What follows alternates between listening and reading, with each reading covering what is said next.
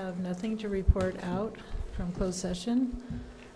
And we are adding I think you all got an email about adding the emergency. Well, Joe, why don't you tell us what it is? So we have a situation at Dana Gray where we had anticipated that it was going to be a simple repair to our boiler.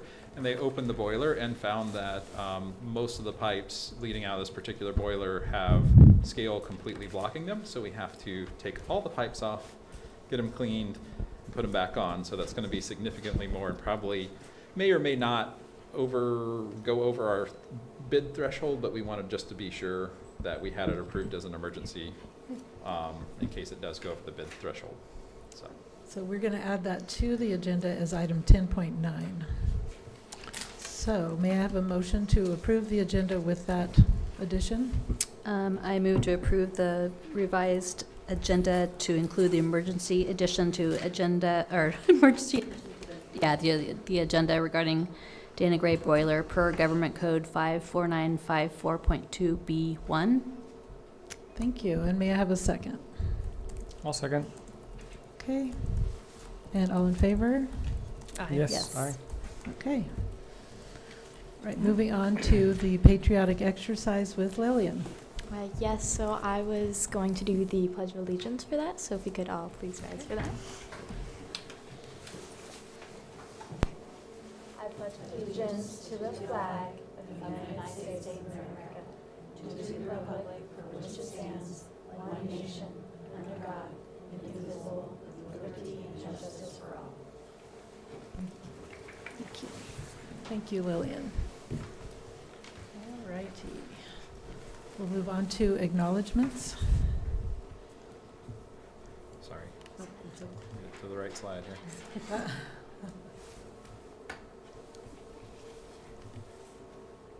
Okay, so November is National Native American Heritage Month. It is also National Family Literacy Month, National Child Safety and Protection Month, and Good Nutrition Month.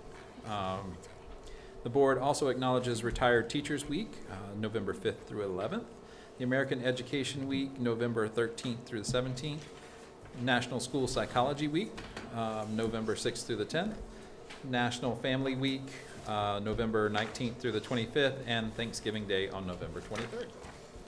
Okay, and I see we have no donations this month. None this month. We'll move on to communications. Has anyone received any communications? I have not, but I did want to disclose I finally phoned Wendy and I wanted her to look at a couple of sections in the governance handbook to see if our lingo was correct because she missed October meeting. And then I asked about the Staywell JPA in their next meeting. So, and I'll forward the email I got from her, if maybe when we do end up reviewing it again, that we could change the language a little bit. Oh, good. Okay, thank you. I received a letter about the condition of the school fields. Okay, thank you. Anyone else? Kathy? I did not either. Okay, we'll move on to public comment on agenda items. So we have two in-person public comment. The first one is from Lillian Bailey regarding agenda item number 10.3. Do you want her to go to the podium or can she do this from her position I here? think it's okay she's got a microphone and we can see Use her. your microphone. Okay, so originally the seniors were supposed to present this, but they were not able to be here tonight, so I don't know everything about it, but I will try my best. So the Fort Bragg High School would really like to introduce senior painted parking spots, and we have brought this up to everyone at the school, and our goal is to have the leadership class run it in order to help raise money for the senior class. And we just think it's a great way for students to express themselves and our school pride. And so we were set out a bunch of papers. Here, let me pass these out. All right, thank you. And it will be going over stuff like what would be permitted, all the guidelines, because we know that this is a big ask to get approved. I have not been able to look over all of it because it is a lot, but there's just a lot of stuff on making sure it is all very like clean, not offensive. And then we have it set up so that everything would be able to be washed off and that it would be something that everyone can do. And yeah, I'm pretty sure that is it. But yes, the seniors want to start it this year, and then we'll see how it goes from here. I believe Mr. Triplett and Mr. Anderson both reviewed and approved it, and so they just wanted me to bring it here tonight. Okay, thank you. Okay, And we can discuss this when we get to action. yes. Thank you, Lillian. Thank you, Lillian. And then we have one additional speaker in person, Mr. Ray Garza from Noyo High School. He's here to speak regarding agenda item 10.8. Okay, thank you.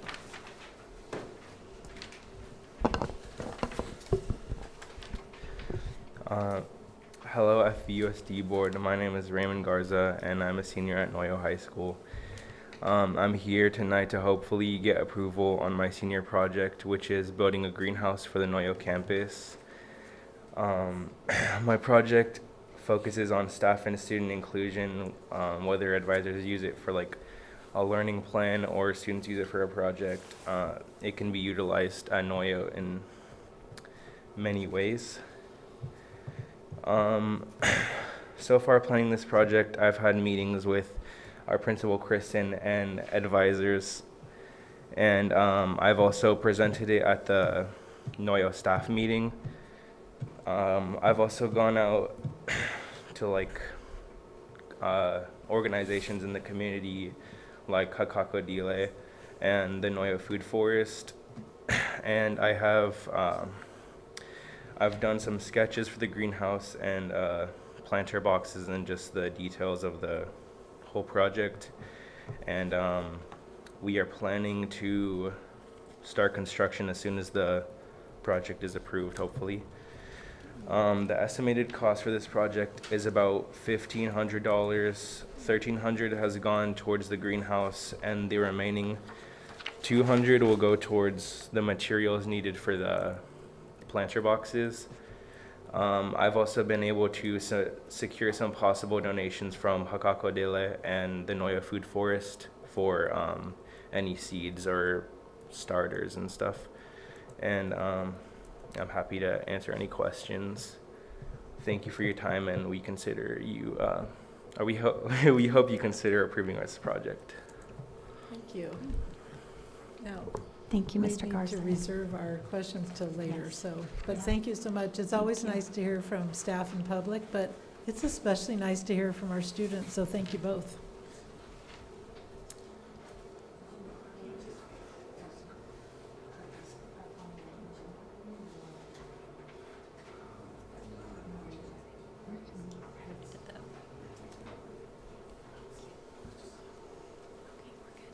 So, And there is no public comment on email. okay, thank you. All right, we'll move on to reports. Item 8.1, student representative report. Right. Pull this up. Okay, so I reached out to all of the schools earlier this week, and for Redwood, they just had their Harvest Festival, which was very successful, and the kids and staff are very grateful to the Parents Club for all of their support and donations for popcorn. And then for their upcoming dates, they have report card conferences taking place Tuesday through Friday of next week. And then on Friday, the 17th, they have Special Hat Day. And on the 1st of December, they're doing morning opening and coffee with the principal. And then moving on to Dana Gray. Their 10 English learner students will be reclassified as fluent English speakers and honored at a ceremony on 11/8. And then on November 14th, all the Dana Gray students are invited into the Ruby Bridge Walk to School Day. They are advocating this all over, and so they just want to really get that out there. And then on November 14th through the 17th. They have all minimum days because of parent conferences. And then for the middle school, there are also parent-teacher conferences November 15th in the gym. Basketball has started up, and their first home game will be November 30th. They have a volleyball rally November 17th and a parents club meeting November 28th. And then for Noyo, they just had their students recognized at the Native Art Expo at Mendocino Art Center on October 28th. And they had a Lighthouse Community Day. And then they had a big picture learning leadership team that is excited for planning a phase for the trip for a conference in Philadelphia, which is super exciting. And they wanted to give a thanks to the board for approving their life-changing event for the students, and they are really, really excited for that. For the high school, we just started basketball. Our fall sports are all wrapping up. We are getting ready for the fall break and midterms for college classes, and finals coming up then in December. And then we are working on the student parking spots, which is our biggest project right now, I believe. And then we are working with Link Crew to continue to get the freshmen really accustomed to school. Okay, thank you so much. And moving on, 8.2, general obligation bond funds construction project update. And there just wasn't much to update, so we didn't ask Don to be here today because it just, I don't think it would have Kind of been an any old different than account, what we yeah. had last Mm. month at this point, so. Okay, No report. thank you. And Lillian, whenever you need to go, I understand. President Makela, I'm Yes. sorry, we do have one comment, public comment on non-agenda Oh, items. He okay. came in after we passed that Oh, item. okay. Would this be a good time to This do is that? perfect, yes, Okay. thank you. If you could come over to the podium.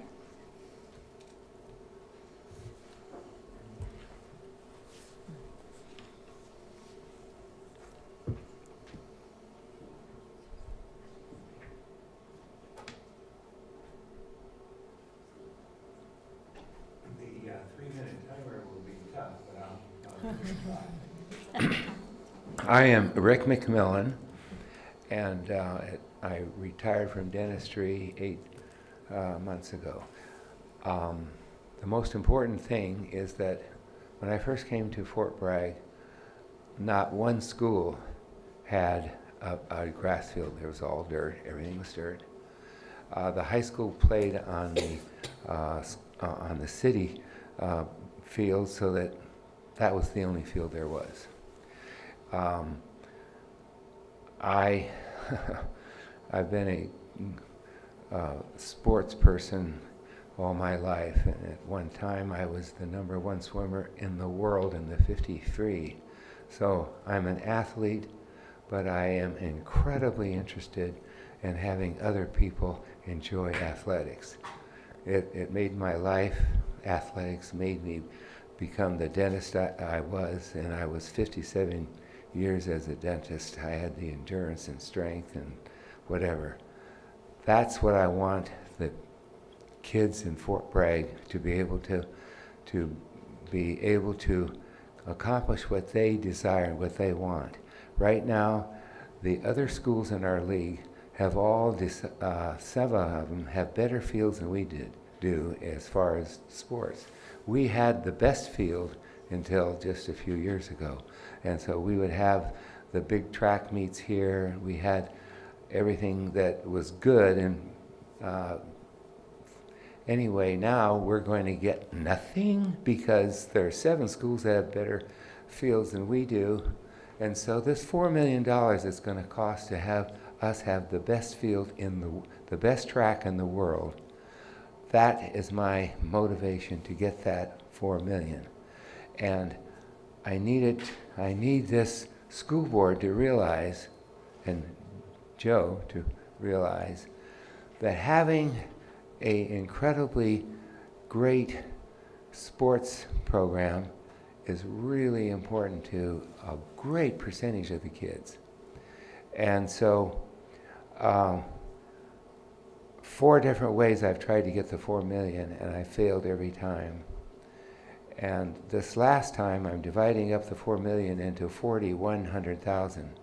And I have in my checkbook the first one, the 100,000. And so I'm going to try to get 39 more 100,000 gifts. But that might be very hard. There are not that many people that are that totally interested in the kids in this town. And that's what's so important to me.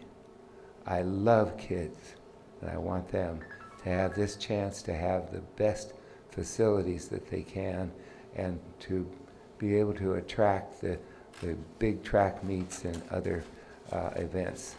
Thank you. Thank you. Okay. Wait for Renee.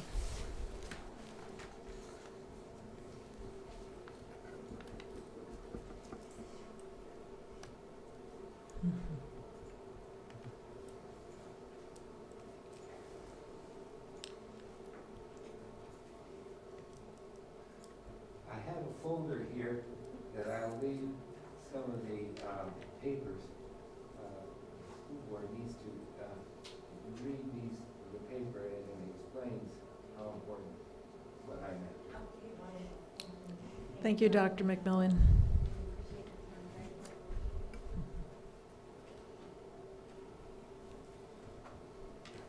Okay, move on to, well, we'll wait for Renee. Okay, item 8.3, investment report update. There's not really much to report on. You have the report that the county puts out eventually, monthly. They've been a little backed up recently. But so the one you have, I think, is from July. So as they're available, I will share them. Okay. Does anyone have any questions?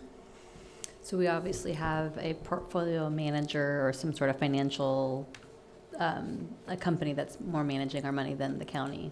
So with their county, upsets, the doesn't affect us. investments are handled by an outside financial, firm. yep, Who okay. follows the requirements the that they market. have. Yeah, very good. Thank you. And 8.4, superintendent report.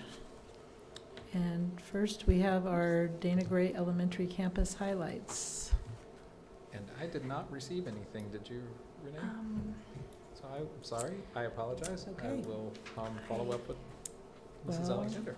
Perhaps next month. Yes. Okay. All right, we'll move on to Lots of meetings. 8.4.2, the first benchmark for the 2023-24 school year from FBMS.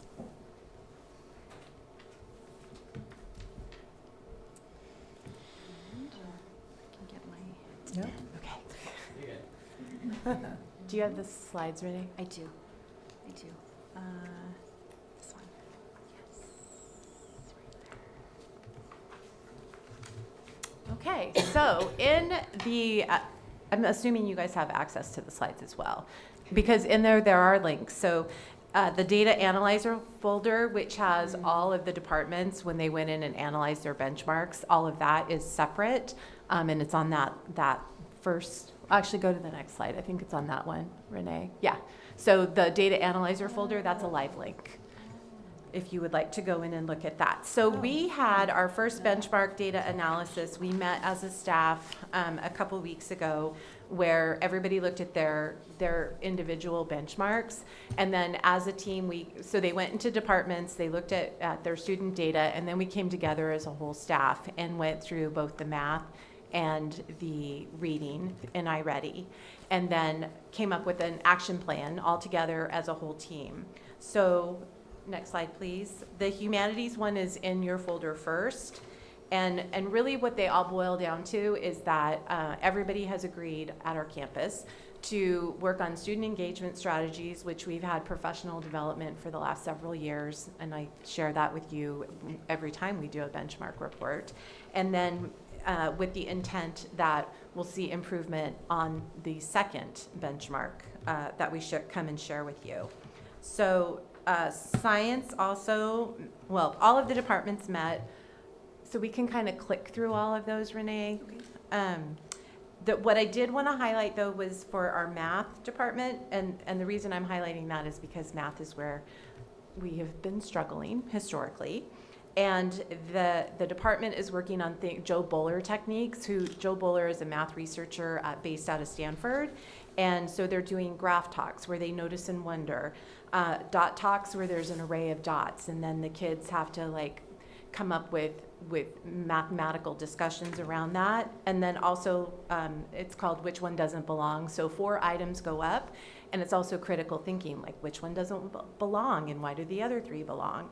And so just those conversations, those academic conversations for our kids are helping them have a deeper number sense understanding and a math understanding. The electives, which I believe is the next slide. No, I think it's back one. Oh, sorry, no, this one there. Okay, that's not what mine looks like, but okay.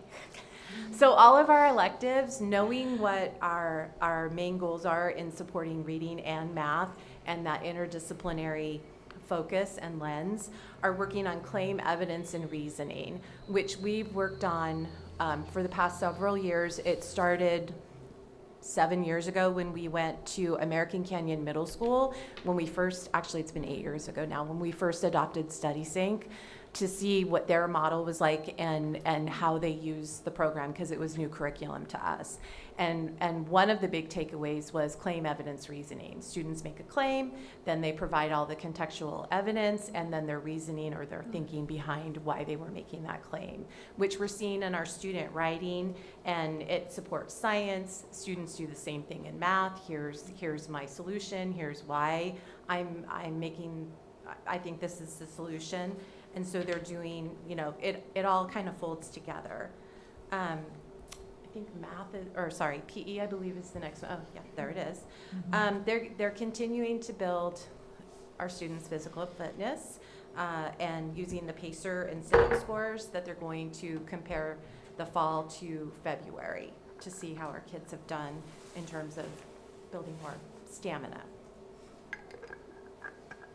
And then, so this is something new that we used to do years ago on student writing. So the entire school had the same prompt out of the CASP for writing, and it was delivered in, students worked on it in their humanities class. And then we came together as a staff and calibrated. It was guided by Kelly Smith on one of our early release Wednesdays, where we went through and we had exemplar papers and we had the rubric. And then looking at that and then looking at our middle school student work, where does this one fall? Is it a 1, 2, 3, or 4? The conversations that happened with our staff looking in grade level teams, looking at student work that was not identified, we put numbers on them, and then when the papers went back to their teachers, then they went and put the scores in, so that we didn't know who we were grading to help be even more neutral, I guess I'll say, in terms of evaluating student work. The conversations that our staff had looking at how our kids were doing, and that sense of camaraderie that we're all in this together, and the PE teacher is helping grade a 6th grade student piece of work, really helped bring everybody together. And we don't get to do that often. And so it was really beneficial, and I think unintended, it helped build a team. And not that we weren't, but it just solidified it. So there's our scores on the first one of how our kids fell overall. What we would like to do in the spring is not come to you with a 3rd iReady benchmark, but to do another writing sample, which then we'll compare our scores in the fall to the one that we do in the spring. And there's a couple of reasons why. In looking at our CAS scores, we feel like our kids didn't perform as well as they could have, and we're wondering if we were over-testing them. iReady is a clickety-click looking at a screen, so is the CASP. And they both fell, the third iReady benchmark fell kind of close to that CASP test. So we'd like to try something different this spring to see if our scores improve on the CASP, and then also to have that focus on writing. So that's our plan, and I'll report back to you more about that later. to talk about the writing process, though, it was our students, they had the rubric to look at, they read 3 different articles, and then they synthesized those 3 to talk about educational apps in the classroom, and then we use the exemplar papers to score. And it's a lot of work, quite honestly, to have 3 separate articles, and then I'm back to the claim, evidence, and reasoning that the electives said that they, on their last slide on their action plan, claim, evidence, and reasoning happens in our science class, it happens in our elective classes, it happens in our humanities classes, it just happens across the board. So we're looking forward to bringing you more information about student writing, and this will be ongoing throughout the year. There'll be grade level writing, of course, in humanities, but when we come together and all grade papers together and see where our kids are, that's where the magic is, and we're having those real academic conversations as a middle school staff. In addition, I think the next slide, oh, nope, too far. No, sorry. There it is. We did the same thing for our math department. We took a math performance task straight from the CASP, and all of our math teachers did that, gave the performance task to our students, which is also incredibly complicated, where it was looking at fractions, and it was, I think it was a bake sale. There's a narrative, so there's a bake sale and 2/3 of the cookies burned, and then if you had somebody ate 4 of the oatmeal cookies, then how many chocolate chip cookies were left. I didn't bring that with me, but it's similar to that. And we came together again as a staff to go through and evaluate student work, looking at all of those with a rubric. We didn't have to calibrate anything, because with math, the answer is the answer. So we went through that, and there is how all the data laid out in terms of where students performed. What I will say is it's pretty right on track with where our CASP scores landed. So we would like to do that again in the spring. In fact, our math department lead is already looking at what that prompt will be for the performance task. So Okay. Go on. I was gonna, can you just run us through what we're looking at? Yes, so for this one, the math performance task, the 6th grade, there were 5 students who scored a 4 on the rubric. There were 14 students who scored at a 3 using the rubric. We had 24 that scored at a 2, and we had 79. Thank you. And then the same is true for each subsequent band for each grade level. School-wide, we had 10 students that got a 4. That's the highest you can get, and then on down from there. And this is set up just as the writing one is as well. Thank you. Of course. Are you ready for questions? Did you Well, I'm want- not done with No, my I know report, you're but not. is it easier if we do the questions as we move through? Okay. Okay. Go ahead. So then, in addition to our iReady benchmark, I also wanted to share with you, because it occurred to me when we were going through this, I don't know that we've ever talked about the middle school and Dana Gray being one of 7 districts in the state of California that were invited to be part of an MTSS pilot in 2019. MTSS, multi-tiered systems of support, with 3 prongs. The 3 prongs are social emotional learning, academic, and behavior. So COVID got in the way of a lot of our progress, which may be why we didn't report to you. But one of the things that we've been doing is we have a team that meets monthly under the with the support of our county office to focus on those MTSS tenets and to help move the middle school forward. And what our team asked last year is, could the entire school read the same book? And the county office said yes, and provided us with the book that you can see in the upper left-hand corner, Look Both Ways. And it has 10 chapters, and it's about different areas of a community. And part of the discussion was, like, our kids don't know the names of the streets, and how do we help our kids understand and build community? So to start the year, the kickoff, we held an assembly in Cotton Auditorium where the Pathway team of teachers delivered here's what we're going to do, here's why we're going to do it. So we were all together, and then a couple weeks later, we had Keith Weiner come and take a picture of the whole school holding their copy of the book in front of school. And so that's just one of the pieces of all the things that we're working on MTSS. And then if you go to the next slide, Renee. And one of the activities that happens in our homeroom is that we just finished is called Scoops of Kindness. So on the classroom doors, and that's not all of them, that's just what I took pictures of, are ice cream scoops. And that relates to the second chapter where students are gathering money and then they go and they sell candy but they sell the candy at a profit and only to go to the ice cream truck to buy ice cream for one of the students' parents who's experiencing cancer, and that's the only thing that the parent can eat without getting ill. So it was, I mean, you can read what the slide says.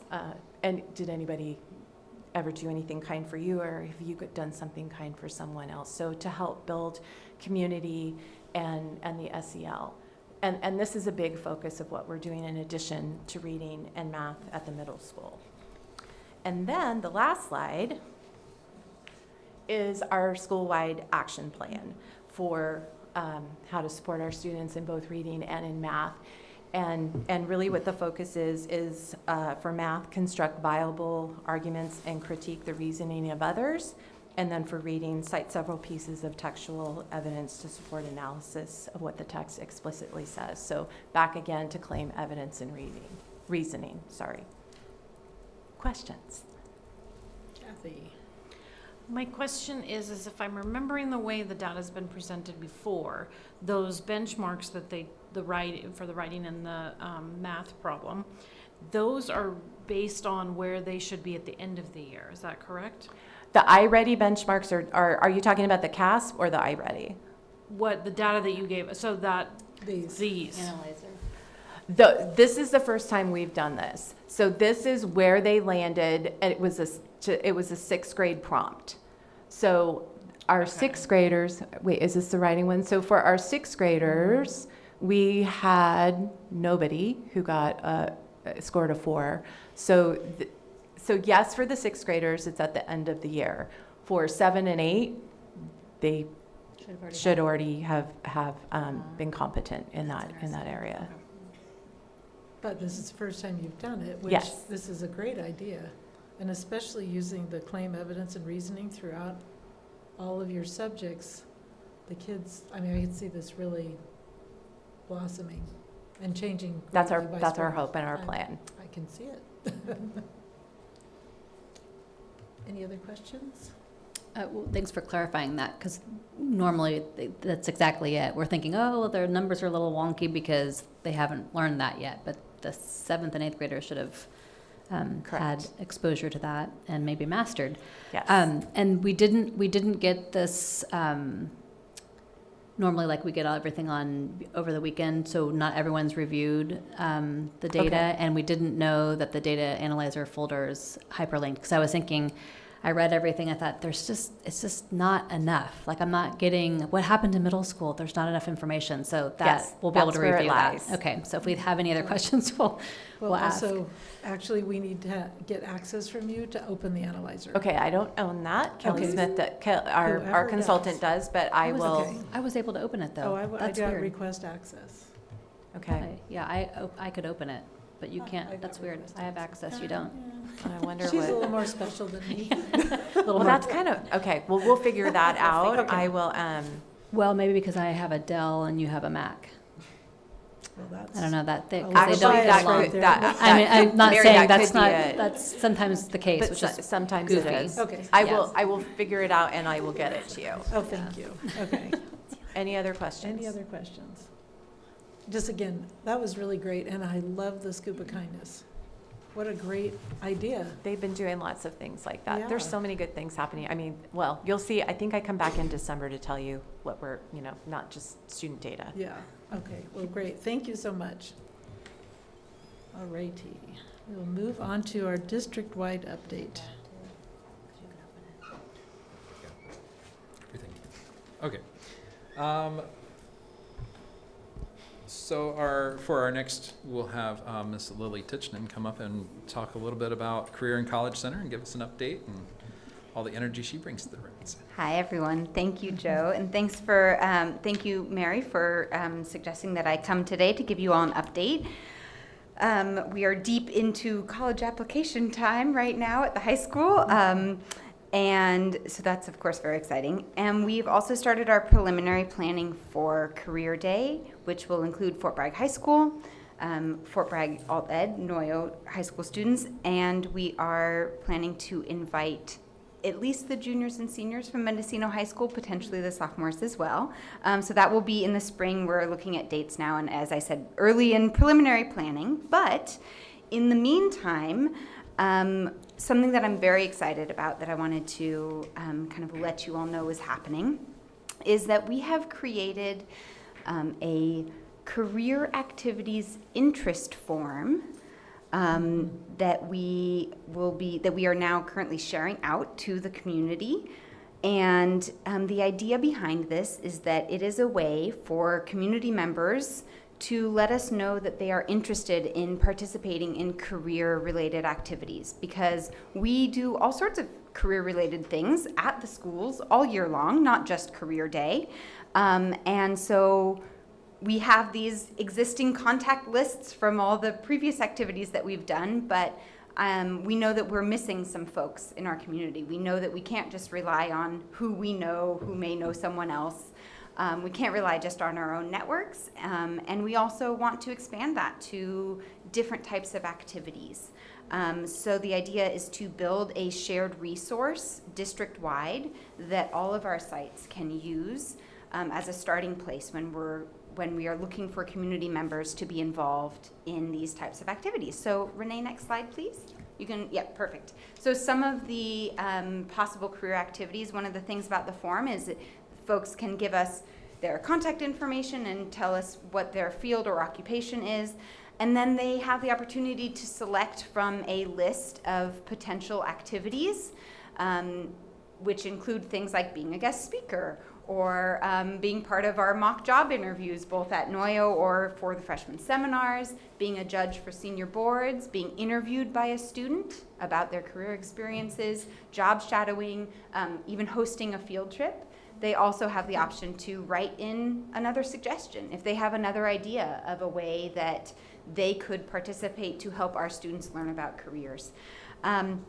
Also, several of the options that are on here could potentially be virtual as well. So really being able to reach people who maybe are from our community and no longer here, or also friends of people in our community who have interesting careers that we want our students to learn a bit more about.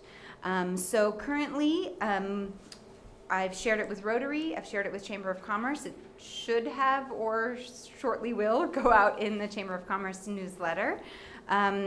We've been sharing it on social media just today. Thank you, Joe. It was shared with all of the district employees. We're planning to do a parent square for the high school as well, and I might check in with you about doing a district-wide parent square. And we also are planning to do printed flyers around town as well. So those are just some of the, we're brainstorming other ways to share. But again, it will be the intention is for it to be a living document that will, collection of contact information that will be a shared resource for all of us and can continue to be built upon in the future. So next slide. So there is a QR code associated with the form so that folks can easily scan it from a PDF or from a printed flyer. There's also versions with the link itself, and people have the option of contacting me directly if they do not feel comfortable filling out an online form, which is, absolutely understandable. So I also have included my contact information when it's being shared as well. So yeah, that's my update on an exciting district-wide resource that we are currently building. So thank you all very much. Thank you. Also, do you have any questions? Do we have any questions? I've already filled it out with my two hats that I wear in my Thank you, Kathy. Perfect. Wonderful. Well, thanks everyone for letting me come and give you that update. Thank you so much. It's available English and Spanish, I take it. Sorry. Yes, the Perfect. form is bilingual. The form does, the entire form is in English and in Spanish. And there are Spanish versions of the promotion materials as well. Thank you. Thanks. Thank you, Lily. That's great. Oh, yeah, definitely. Feel free to sneak out. All right, so continuing with the superintendent report, we have a current district-wide enrollment of 1681. So that's pretty much what it was last month, I think, maybe 1679 last month, so. We have our parent-teacher conferences for K-8 scheduled next week. Tuesday through Friday, it's at Redwood and Dana Gray, and there'll be early release those days, and then Wednesday, 4 to 7 p.m. at the middle school. I didn't finish that sentence. I must have ranked it, sorry. Yeah. On the next slide here, update on the November 1st Professional Development Day. So we had our instructional staff participate in sessions on various topics. We had restorative practices, ethnic studies, equity listening sessions, adult social emotional learning, cooking healthy meals, opiate use prevention and intervention, and standards, strategies, and differentiation. So I think everything went fairly well. You know, we had a good, not as wide a variety as we did last year, and so that's one of the pieces I've gotten out there. Is we probably need to start a little earlier with just soliciting and, you know, maybe cajoling a few people into it. This year we kind of let folks speak to what they were wanting to share, and maybe folks were just a little tired this year, I'm not sure. But we will have all the feedback I've gotten has been fairly positive. You know, didn't even hear much on the food this year, so that must have been pretty good, because with these conference style things, you hear something about food from most people. It's always a good sign. That must be thumbs up. We also had iReady reporting and use for our K-8 folks. We didn't give them the choice on that one, but it was something that had been asked for, so I felt pretty confident in that. We did also have 2 videos, and I'll share those out with you if you weren't able to attend, from former students talking about their experiences and how our staff supported them. And so a big thank you to the board for continuing to support our professional development.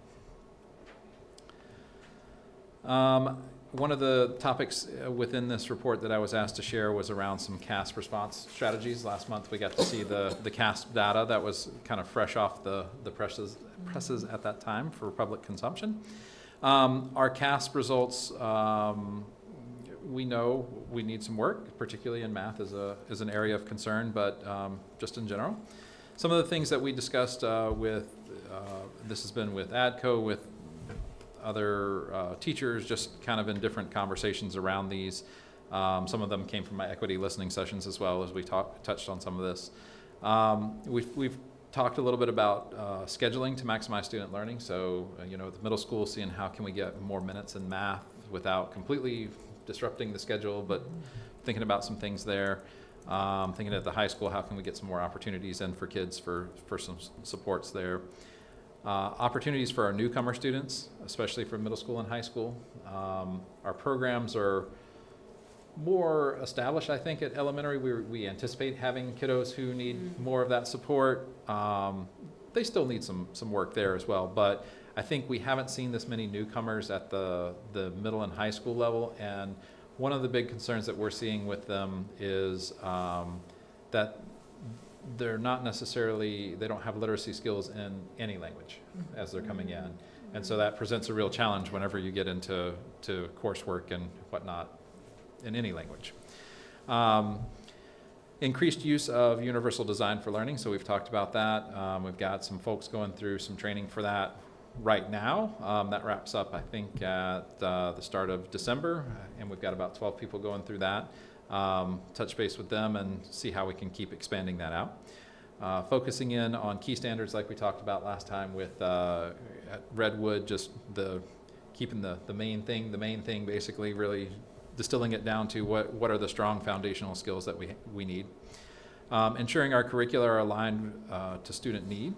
That's been a conversation, as we said, with the UFly curriculum, but just in other areas as well. Not administering the iReady assessment so close to the CAST testing window that we talked about this evening, and students with disabilities having access and some practice with the accommodations and modifications. They're pretty extensive on the system. but I don't know that we always get them on the system doing those things, and it becomes a tool and a toy sometimes to go in and, ooh, I can enlarge this to 3 times, and I can do this and that and the other, and then they get distracted sometimes. It's been my personal experience with students that I've worked with, not necessarily throughout the district. But.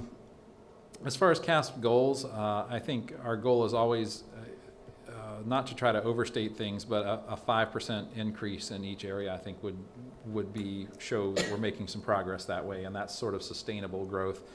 I mean, I'd love for 100% of our kids to be there, but I think we have to be realistic about moving folks forward from where they are. So, any questions on CASP stuff? I know that's kind of a big chunk of. On the UDL, the 12 staff, are they going to be then sharing out and leading? That's the with the hope, rest of the yes. staff? That will Okay. kind of the way we've done with MTSS, with having kind of core teams. UDL will be a core team who can hopefully start implementing in their classroom, because there's some hiccups that come with that, and they can get that experience. And there are early adopters who really want to be at the forefront of these things. So they know there's some growing pains that come with it as Right. well. So with regards to the CAPS goals regarding past results, is there a place to access kind of where we've been and where we are, and then where maybe we want to go? Certainly, there's, I'm trying to think, there's a couple of different sites, and I'm trying to think of which one. Let me maybe send you something, because I'm thinking DataQuest, but it's not always the most friendly, because it kind of locks you in year to year, Yeah, and without I'm more- being able I to do guess longitudinal. I'm more referring to what is presented to us Mm-hmm. by the sites.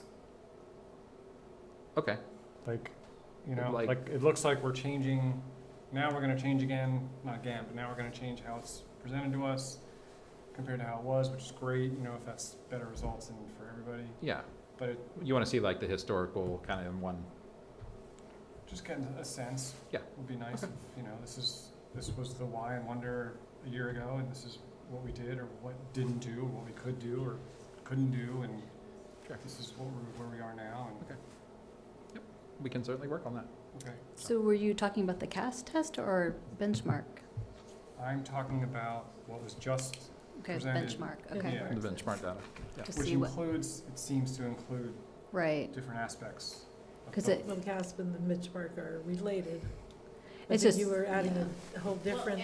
And the iReady benchmark, the reason we use iReady is 100% aligned with the CAS. mm, And our benchmark, I'm not on a microphone, our benchmark scores at the end of the year typically align really closely mm. Right. with the CAS. At the middle school, I can't speak for other sites. Right. And maybe that's part of Yeah, my question, Mhm.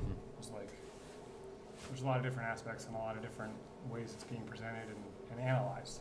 Right. So So seeing something that's kind of, if it's possible, maybe it's not impossible. yeah, and it's always been a struggle because you're looking at different kids every year, so your third Right. graders every year, so it's not the same pod Right. of kids, so Right. that's challenging too, You to, have to follow that group.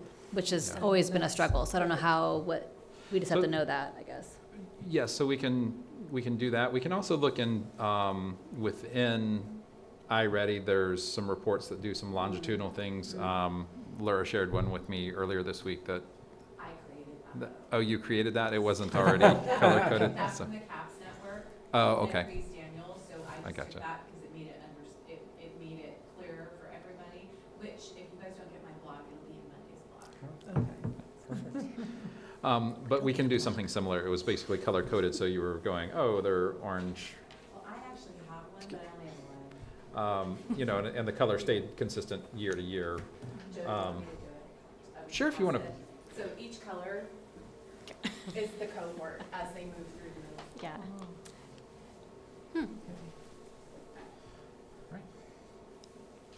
So we'll get we can get something like There- that to you. That And it, I can share that with They you do guys exist. if you The want as Yeah. well. historical data does exist in past board packets also. There's a look back. So yeah, we can bring that together though in a one more, presentation. yeah, a little easier to, rather than digging We down don't the love to rabbit dig hole. too there. much. Right. We'll get lost. What were we It's- looking at? Well, It's moose and It's a just a lot of muffin. information that's in our packets, for sure. Yeah. Well, like you said, it's so tricky, because you're looking at, okay, this group, when they Yeah. were first grade, and then they were in second, third, and the next group, and Yeah. that's a lot of data. Yeah, this is great. It's simple. Should have included it in my slides. That's okay, and I think I think the point is, we see snapshots, Mhm. right? And sometimes they have different backgrounds and different information. It'd be great if there was a way to see, kind of how you scroll through your photos. Mhm. See, not a movie per se, but like see those snapshots next to each other and how Mhm. we're progressing, how we're doing Wanna see it? district-wide. You've already saw it? Well, I think But this is a great time to Okay, thanks. Thank you. Give to you. capitalize on that thought, because now we are out of we had when we started doing these benchmarks and things, then we had these crazy years, and now we're hopefully out, and, now we should just be. So I think this is a great time to add that to our Mhm. annual reports. And I think it just gives us more tools if we have, for me, I'll speak for myself, right? If we have a big picture of what's going on when we have to make tough choices, it helps us figure out where, where the help's needed, where the resources are needed, how we can best serve. Sure.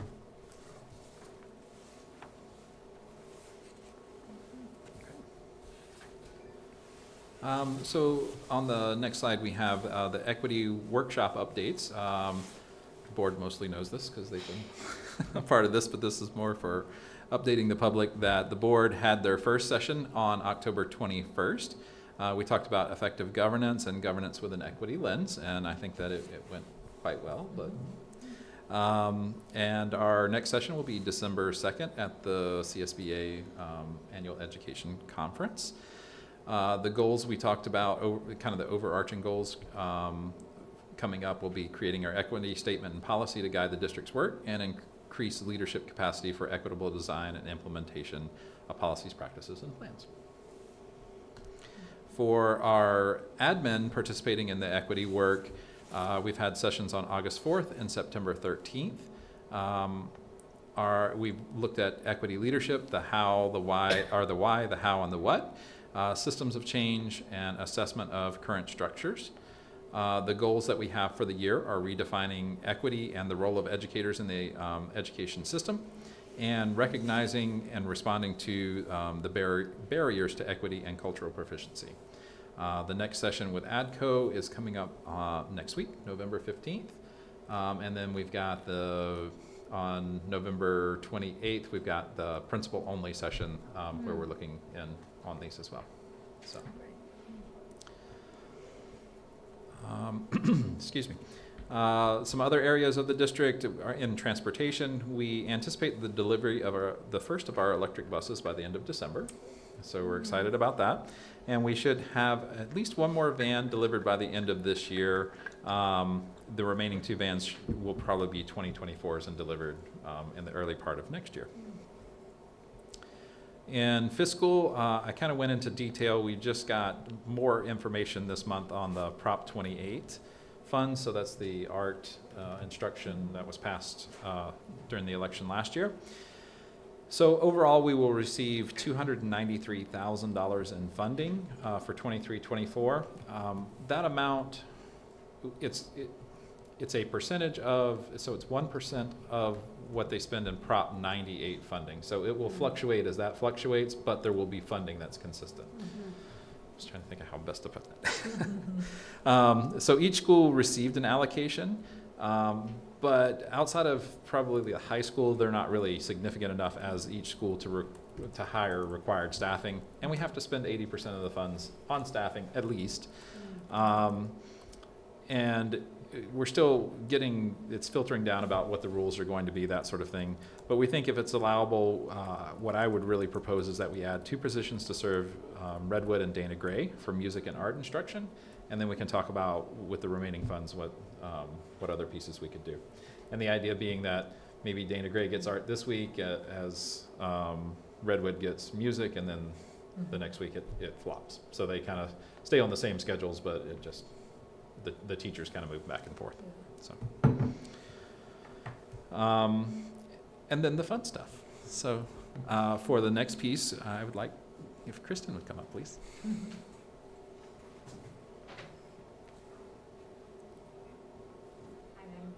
Hello, members of the board, Mr. Aldrich, everybody else. We at Alternative Education, Big Picture Learning, are proud of the mural that was recently displayed at the Mendocino Arts Center Native Arts Expo in late October. Our students, especially Kai Garcia, Ashton Williams, and Blue Baser, were supported by Jason Godek, a Fort Bragg High School art teacher, Sally Rodriguez, our contracted art teacher, and Holly Sheehan from Big Picture Learning in developing the mural. Additionally, Vanessa Doty, Malaya Brown, and Esperanza Ruiz, all students, also helped with sketching and painting the animals and plants. The main artist researched the flora and fauna native to the Pomo coastal environs, and all artists decided as a team which images of plants and animals to use on the mural. They problem-solved colors and real-to-life animal portrayal as well. I remember hearing there was argument about the way a bird looks when it lands. I mean, they really, they put a lot of effort in. They learned and participated in the prepping, sketching, painting, and sealing. Each student focused on the pieces of interest and finished them to completion.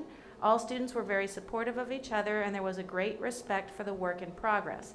There's also a great respect for the finished product, which currently hangs in our school's cafe and will ultimately be installed in a location to be determined in the community.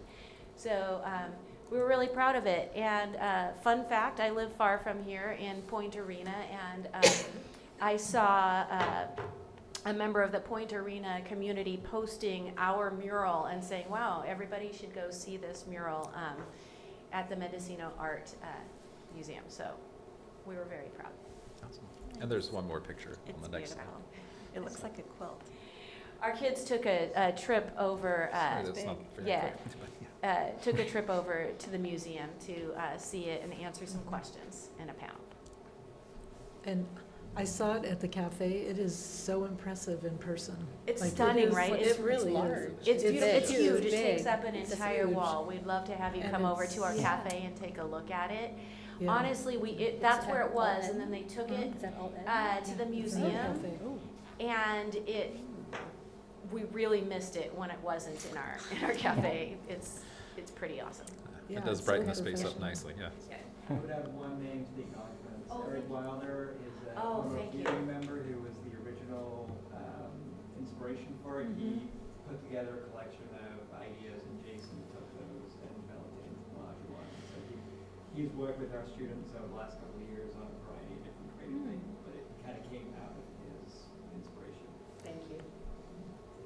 That's wonderful, yeah. It's beautiful. What's a good time of the day for board members to come look at it? Like at lunchtime? Lunchtime, really anytime. Yeah. If you stop by, we'll take you on a tour. Yeah, that'd be awesome. Great. Thank you so much. That was really gorgeous. All right, and then one more piece of good news here. Last night we had our RFEP celebration, so our reclassified fluent English proficient kiddos. So we had about 13 students who showed out of the 40 who've reclassified. We sent out a lot of communication about it, but unfortunately we had families who had some sickness. Evidently COVID was kind of a big deal for this. But we had a really lovely time. We got pictures of all the kiddos who were there and got to share some cake. And thank you very much, Trustee Paoli, for being there. And, in support of our kiddos. And thank you to all our administrators for being there as well. Okay, thank you so much. That's impressive. Yeah. Yeah, 40 was- students. I wish I could have been there. Yeah. I didn't get home till 6:30. Okay. And two Redwood students, which I Yeah. was Yeah. Which impressed. is- Well, maybe it was more, two. I think there were two. Two that were in That's attendance. impressive. Yeah. Okay, item 8.5, do we have a CSEA report? We do not. We do not. Okay. Oops. Okay, and 8.6, a FBDTA report? Nope. Nope, okay. Sorry, shuffling papers here. There we go. Okay, we'll move on to approval of agenda consent items. These are non-controversial routine items, and Vice President Schneider, do you want to read these, please? Sure. Item 9.1, warrants for October of 2023. 9.2 is minutes, October 7th, board workshop, October 19th, regular meeting, October 21st, board workshop, and October 23rd, special meeting. 9.3 is personnel action report, and 9.4 is contracts. Thank you. And are there any questions or comments before I ask for a motion? Okay, may I have a motion? I move to approve the agenda consent items. Thank you, and a second? I'll second. Thank you. And all in favor? Yes. Yes, okay. Okay, we'll move on to board action and item 10.1, out-of-state travel request. Okay, so item 10.1, we have talked about taking a group, couple of board members or whatever the board would, their pleasure is with this, to the Coast to Coast advocacy trip in Washington, D.C. And this year being very, very special in that our 8th graders will be there at the same time, doing their DC trip. And I have reached out to Congressman Huffman's office, and I think that we'll be able to arrange something where they get to hopefully meet with the congressman if he's in town during that time, which I think they should be, because that's how they set the whole trip up, was for us to meet with them. So I would think that we can probably make that work at some point during that week. And the advisors for that trip, for the 8th grade trip, are very excited. And regardless of what we decide, I think we'll keep moving forward with that so they can meet with the congressman's office, just because I think that's pretty cool. And then he could come back and maybe meet with them here would be kind of a neat next step. Right. So, Yep. so the overall expense on this is it's significant. Though I think the benefit that we get from the connection with our congressman, and also with there's the first 2 days are really spent with our peers within the state. So there'll be other board members there, superintendents, and doing some connection. You get to work in smaller groups, and they break out into regional groups as well, so we can kind of build some regional capacity for working with other board members as well. And then with some of the presentations that they have, they're connected to some really powerful people. Like last year, we got to meet with one of the assistant secretaries for some, so like number 2 in the department and that kind of thing. So there's some really nice ties that come out of this. So. Right. And if you remember, Joe went last year to test the waters and make sure it was something that was really worthwhile, and came back, said it very much so is. And I noticed that you have down 4 rooms, so that's based on 4 people going. Mm-hmm. So this would be the most it would cost. It Yes. would be potentially less depending on who's going. You have 5 people actually, 5 people round trip. So do I have any questions? Questions? I don't have a question, Yeah. but I, Comments? I personally, when you look at the total, I feel that money should be spent. I am not and this is my own, and I hope I'm speaking for some people in my voting constituents that are not political and not, we can talk to we have some really great people that do come and walk through our schools and talk to our kids and talk to us. But I feel that we could buy a Chromebook cart or something with that money. So I am not in favor of spending that substantial, in my opinion, it's substantial amount to go, not supporting the 8th graders, not supporting work, but I just feel the expense is not worth what could come out of it. Mhm. That's my own opinion. Thank you. Anyone else? Well, I don't know that we need to have 5 people going. Right. So I definitely Well, I support couldn't go, the even if I- superintendent, going, but I definitely don't, I want to chisel that number down as well.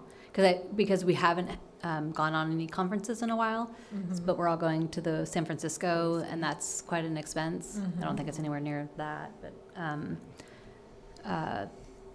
but I definitely don't want to have that $12,000 Right. line item as well, because as lovely it is to go there, I just think if we could reduce it, if it's still worthwhile, but I get that the work's done there, but it's not very green. I mean, all the folks come here, we could meet with them here, and I know that, but I understand the connection. And the kids in 8th grade, I think I was told that that's not a school, it's not a school trip, but it would be nice to, for you to piggyback there. It's not funded by our monies, it's a parent, I don't know who's. Parent and private, fundraising, yeah. So I don't know how we go How about were the kids selected? money. If they could participate in the fundraising, like we started I this see. in, May or whatnot, so they've had plenty of time to Right. Oh, be I able to see. plan and fundraise and that sort of thing, and they're Yeah. doing fundraising as a whole, Mhm. and it gets equally distributed to Oh. everyone who is in need there. That's So, involved in. yes. Okay. So if we're looking at chiseling it down to you again, can we approve this with that caveat? That would be the board's pleasure. So I think it'd be beneficial to have at least one board member go. I think so as well. I know people come here and all that stuff, but having done a lot of advocacy work, both here and in Sacramento and in Washington DC, it speaks volumes when you physically go and represent your local area, your region. It really does make a difference, and it really does speak volumes. And I think, I agree, we don't need 5 people to go. But I think having the superintendent and maybe 1 to 2 board members go would be beneficial and would, again, speak volumes. But yeah, chiseling down, definitely, we don't, So is it fair to say it's 2,400 per person? I think that's a fair estimate, yes. So, 48's better, 4,800's better than 12. Yeah. yeah. So I propose dropping it down to that 4,800 and see where we sit with that. Okay, so let's, So I guess I'll turn that into a motion. okay, yeah, may I have a motion? Motion to approve the out-of-state travel for coast to coast for 2 individuals instead of 5. Okay, may I have a second? I'll second. Okay, roll call, please. Trustee Schneider? Yes. Trustee Makla? Yes. Trustee Babcock? No. Trustee Paoli? Yes. And the motion carries. Okay, thank you. All right, moving on to 10.2, out-of-state travel request, number 2. Okay, so this one is a little more straightforward. It is to continue to support the big picture learning professional development that we've been supporting. This will be supported through the Comprehensive Supports and Improvement, CSI funds, for NOYO to travel to this event. So, and that would be Gary and Eric traveling. So. And do you want to speak to that at all, Gary? I'm just here if you have any questions. I know I'm racking up some air miles with some of these things.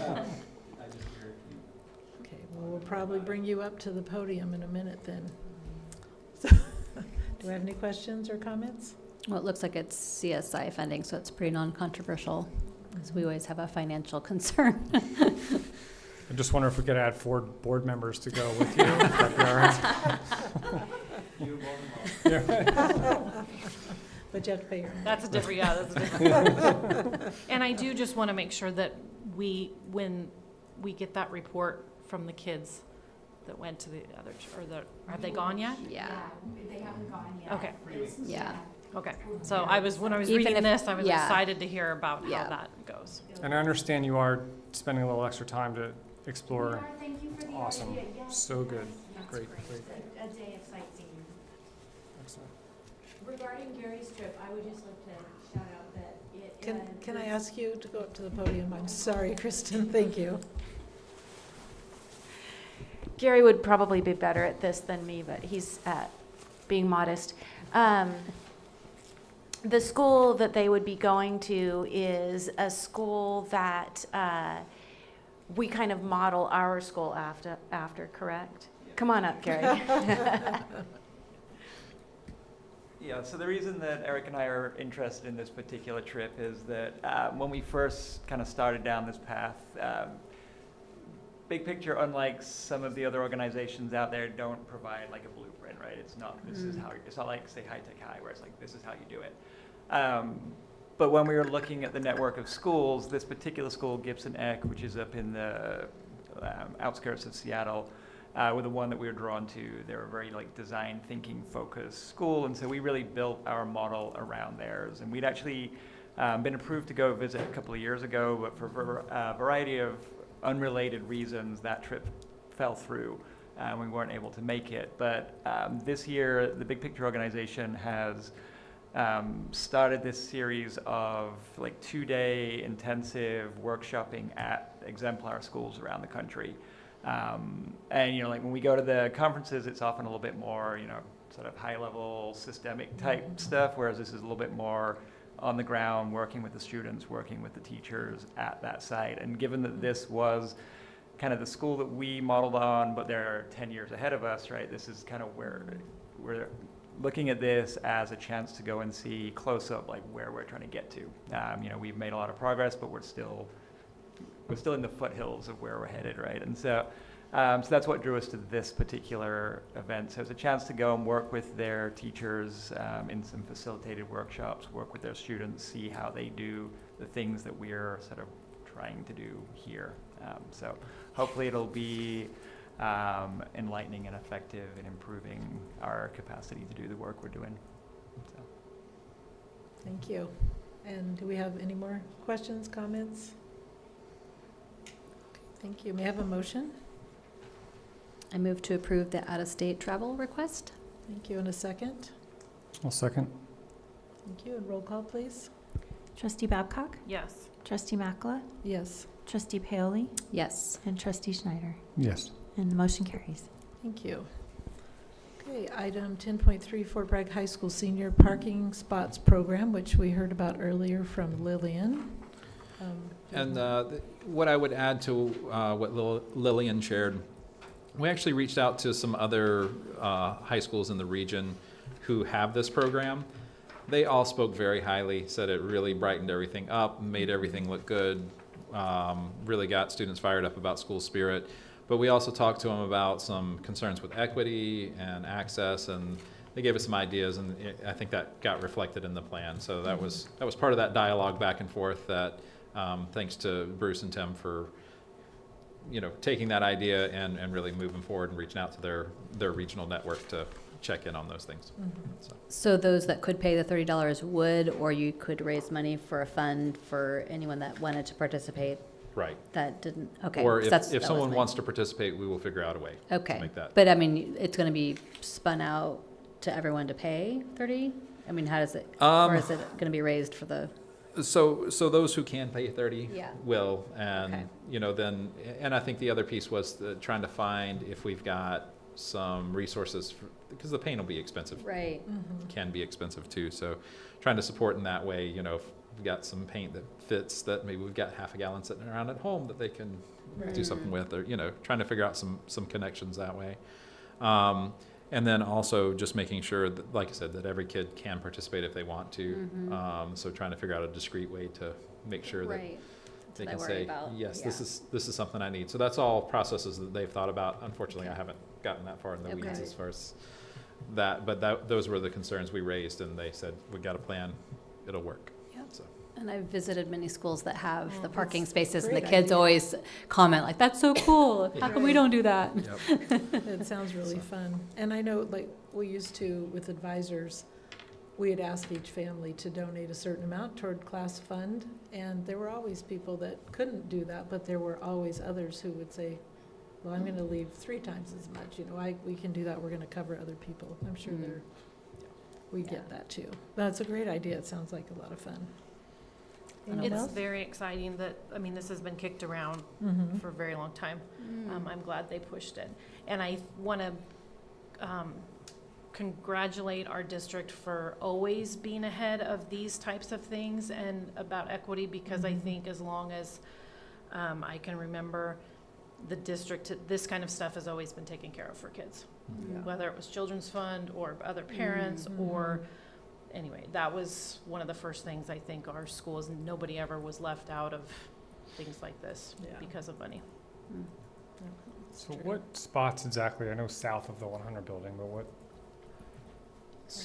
So let's see, south, yeah, that, Stadium? yeah, it'd be like the stadium so parking. the stadium lot? Yeah. Okay. I thought it said. And what's funny, when I went to school here, this was the senior parking lot. Right, Yeah. right, yeah, Now nobody parks there. right. Too far. You know, it may also be beneficial to engage our partner Flockworks for some of the resources or Oh, that's true. ideas or things like that. Maybe it's a Maybe they way have they some, can engage with yeah. the kids and, The older know. kids. Yeah. yeah. that's a good idea, thank you. Okay, thank you. May I have a motion, please? I will make a motion to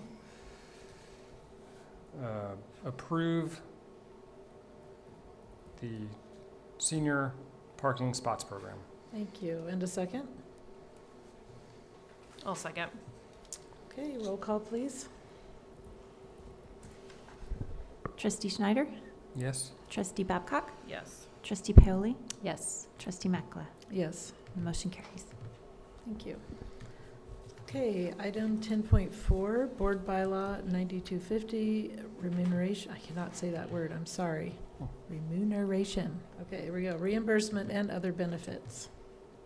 Okay, and so I brought this back, shared the information with you last month. I did include basically the same information I did last month here. There's the link to the current policy. There's also the link to the draft bylaw from CSBA that outlines what the possible options are if the board were to consider. I just thought it'd be easier for language to consider that if there's a change. So. Okay, I'll open it up for questions. I did want to point out, not to forget, that you can separate the two items, the stipend and the health benefits. So, do I have any questions or comments? I mean, I'll just comment again on, at least on the monthly stipend, you know, we're about to enter a time when we'll be seeking involvement in the board, and it might help some people knowing that it's an option to get a monthly stipend that offsets whatever they need to offset.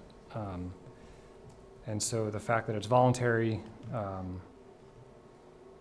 think those that are uncomfortable doing it, that's fine. Those that may be embarrassed can do it quietly, but it's still an option. And I would just be in favor of not just keeping it as simple and open as possible. I think it was the first, I don't have a link to the drafts that you presented. So the option one, where it just follows the education code, Yes. not a specific amount. Right. Yeah. Just, that's, yeah. Okay, it is in the folder. I don't have it pulled up, Okay. but it's in the folder. Oh, if you okay. want to It's look loose. at Thank it. you. Yeah, hold on. It's for- floating around Yes. in the folder. And I, Yeah. Go ahead. no, go ahead. No, I don't, I'm just processing everything in my head. Well, I know that we are going to have to deal with a person joining us sooner rather than the traditional election that would happen next summer, which would allow us to wait until this January, right, Stay-Well meeting. I would like to know whether we could come out of that Stay-Well loop so that we could not be that all or nothing Right. thing. Because I don't want anybody to not run or apply because they can't afford the money each month for the health benefits. But I also don't want to burden any other family that needs health benefits so that if somebody can't, then all 5 of us are out. So, that's I know we need to, I think we Yeah. need to make a decision, but, I wish we had some. So you're commenting did on the too. medical, The medical portion. coverage. Yes, The I don't think I support the stipend, because to me, right now, the amounts would cover, right? So if paying for the health insurance was an issue and we had to all be in and the person could use that money to pay for the health benefits, right now it does. But what if health insurance goes up? Right. Then they don't match. And so to me, that, I can't use that argument. And when you run the numbers, I didn't want to pay for out-of-state travel for something I didn't feel directly related to kids in our district. So I don't feel that paying a stipend, that sounds terrible when I say it out loud, but I mean, we're volunteers and it's been that way for generations. So I personally do not support the stipend, and I wish we had more time or to deal with the health Get more benefits. information. Because again, it's Yeah. costing costing the district money, both of them. And as you guys are getting the feeling, I am like in this zone where I'm worried about the money's running out, and that we're gonna have to make decisions, and if we're spending more money, then, anyway, so right now, I am kind of opposed to both of those things. And I'm looking at it a little bit differently in the sense that what's troubling about the medical is that it's all or nothing. But someone could be coming in to us having insurance that's better for them than this, and so they'll say, no, I don't want it. And then it knocks everyone out. Right. So that's a possibility. So the person that this imaginary person that we're trying to protect actually is already protected by having, a great insurance before they get here and don't even want it.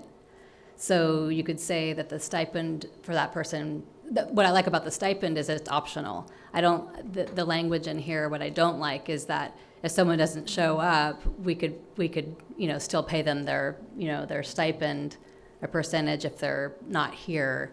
And I definitely don't want that if we were to agree on the stipend, I wouldn't want that. If you're not here, you don't get it. And unless you're truly doing district work, like you're, Right. at a training or something. So I feel like that's optional. And if I feel like this position's I'm giving my time. And so there's no way this $246 is going to make me whole. But I also would feel really good about saying I'm not taking it. So I want to hear from staff if that's even, it looks like the language from the ed code allows that, to say yes or no, that maybe once a year you just, let the staff know. But Wendy, do you have a comment on that with the stipend, that would work if once a year you were told what board member wants the stipend, and it's like that the whole, 10 months? Or do you have to do, or you're having to? No, that would be okay. That would be okay. But that they wouldn't get it when they're not, here. Right, but what I'm saying is that right now, if we were getting stipends, I'd say, Wendy, I don't want the stipend this year.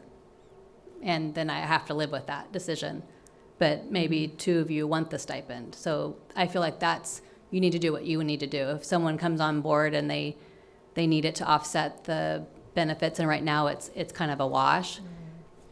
And it may not always be, but this is our policy and we can always change it.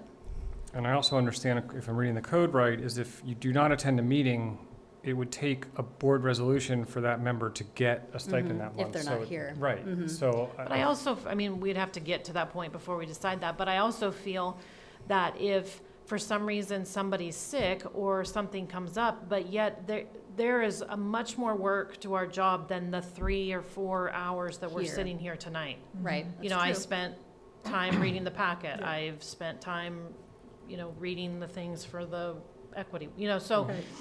I'm not sure I really like that idea, just because you're not sitting in a seat but then it's all subjective as to who's spending the time when you're not here. So I don't know. anyway, you can just scratch that, I thought. I agree with you, Kathy, that, and I feel more likely to vote for the benefit for the medical.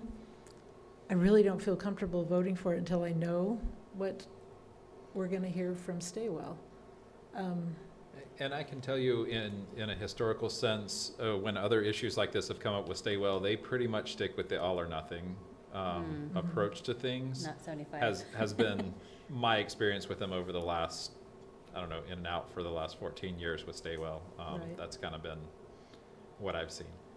I The can't. other concern there is another equity question, which is we don't allow our employees, Right. many Mhm. of whom don't make a whole lot of money, but are required to participate because of the amount of time they work, who may have other means of insurance Right. to not participate. That So also crossed my mind, That's, Mhm. about the insurance. yeah.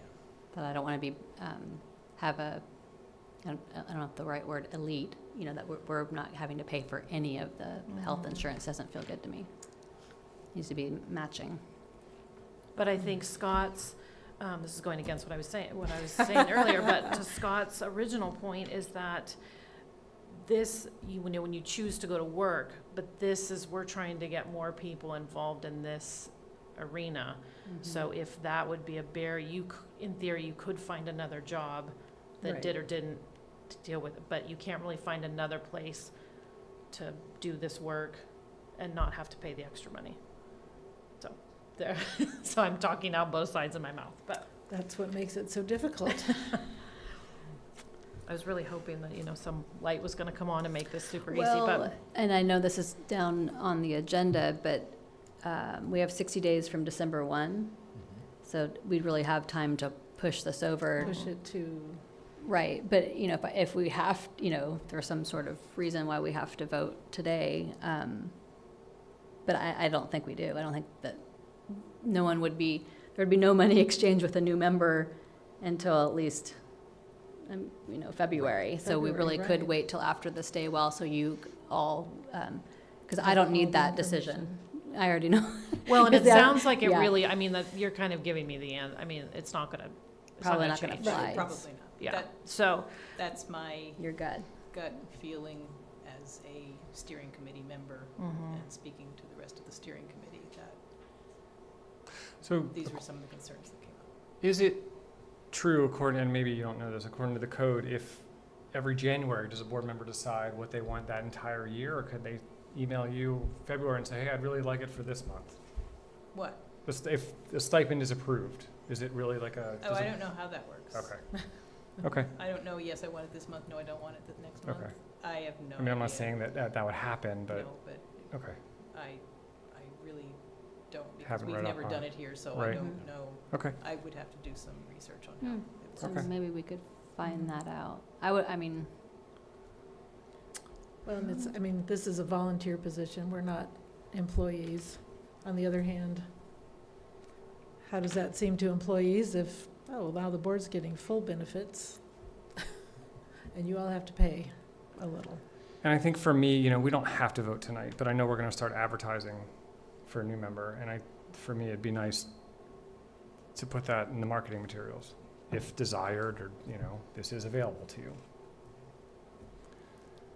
There's So, that. I hope we don't have people that sign up just for that. well, I don't That's think the that, other part. if that's the reason, then Well, I yeah. think that would, What I'm hearing is now we have new questions. right. We should definitely just table it to next month Okay. and Agree. maybe so hear we back can't start advertising till December 1, which then No, it's, we can- No, we we could do it can. immediately. We can, yeah. we can start advertising immediately. That's, Yeah, Joe sent us a little packet, a few pages that talked about when we can and we can start now. So, okay, so we'll table this to our December meeting. so maybe just to, if somebody contacts Joe or, just, Mhm. and if that's a concern, I guess. I can They- talk them through those issues, yeah, for sure. Right. Okay. So the next few items are pretty quick, but folks here are waiting, Yes. waiting, and it's at the very end. So I wish that was, in future, could be sooner, because they've had to Right, I know. listen to all our, Although I will chewing the say, fat the here. next It's three riveting. items are, should be we've already breezy, discussed. Okay. And they're, I think we'll go through those very quickly. They won't be like this one. So let's non-controversial. move on to item 10.5, Arts, Music, and Instructional Materials Block Grant Plan Budget. And Joe presented last month and gave us all the information. And the only update that we've made, there was an unallocated amount of $86,000. After our discussion, we're going to come up with some classroom innovation grants. I'm not sure what the process for that will look like, but we'll kind of flesh that out as a part of ADCO and figure out how we can make that equitable, but also have some desired results that meet our goals. So. Great. Thank you, that's great. Thank you, yeah. And this was discussion with ADCO or leadership, or?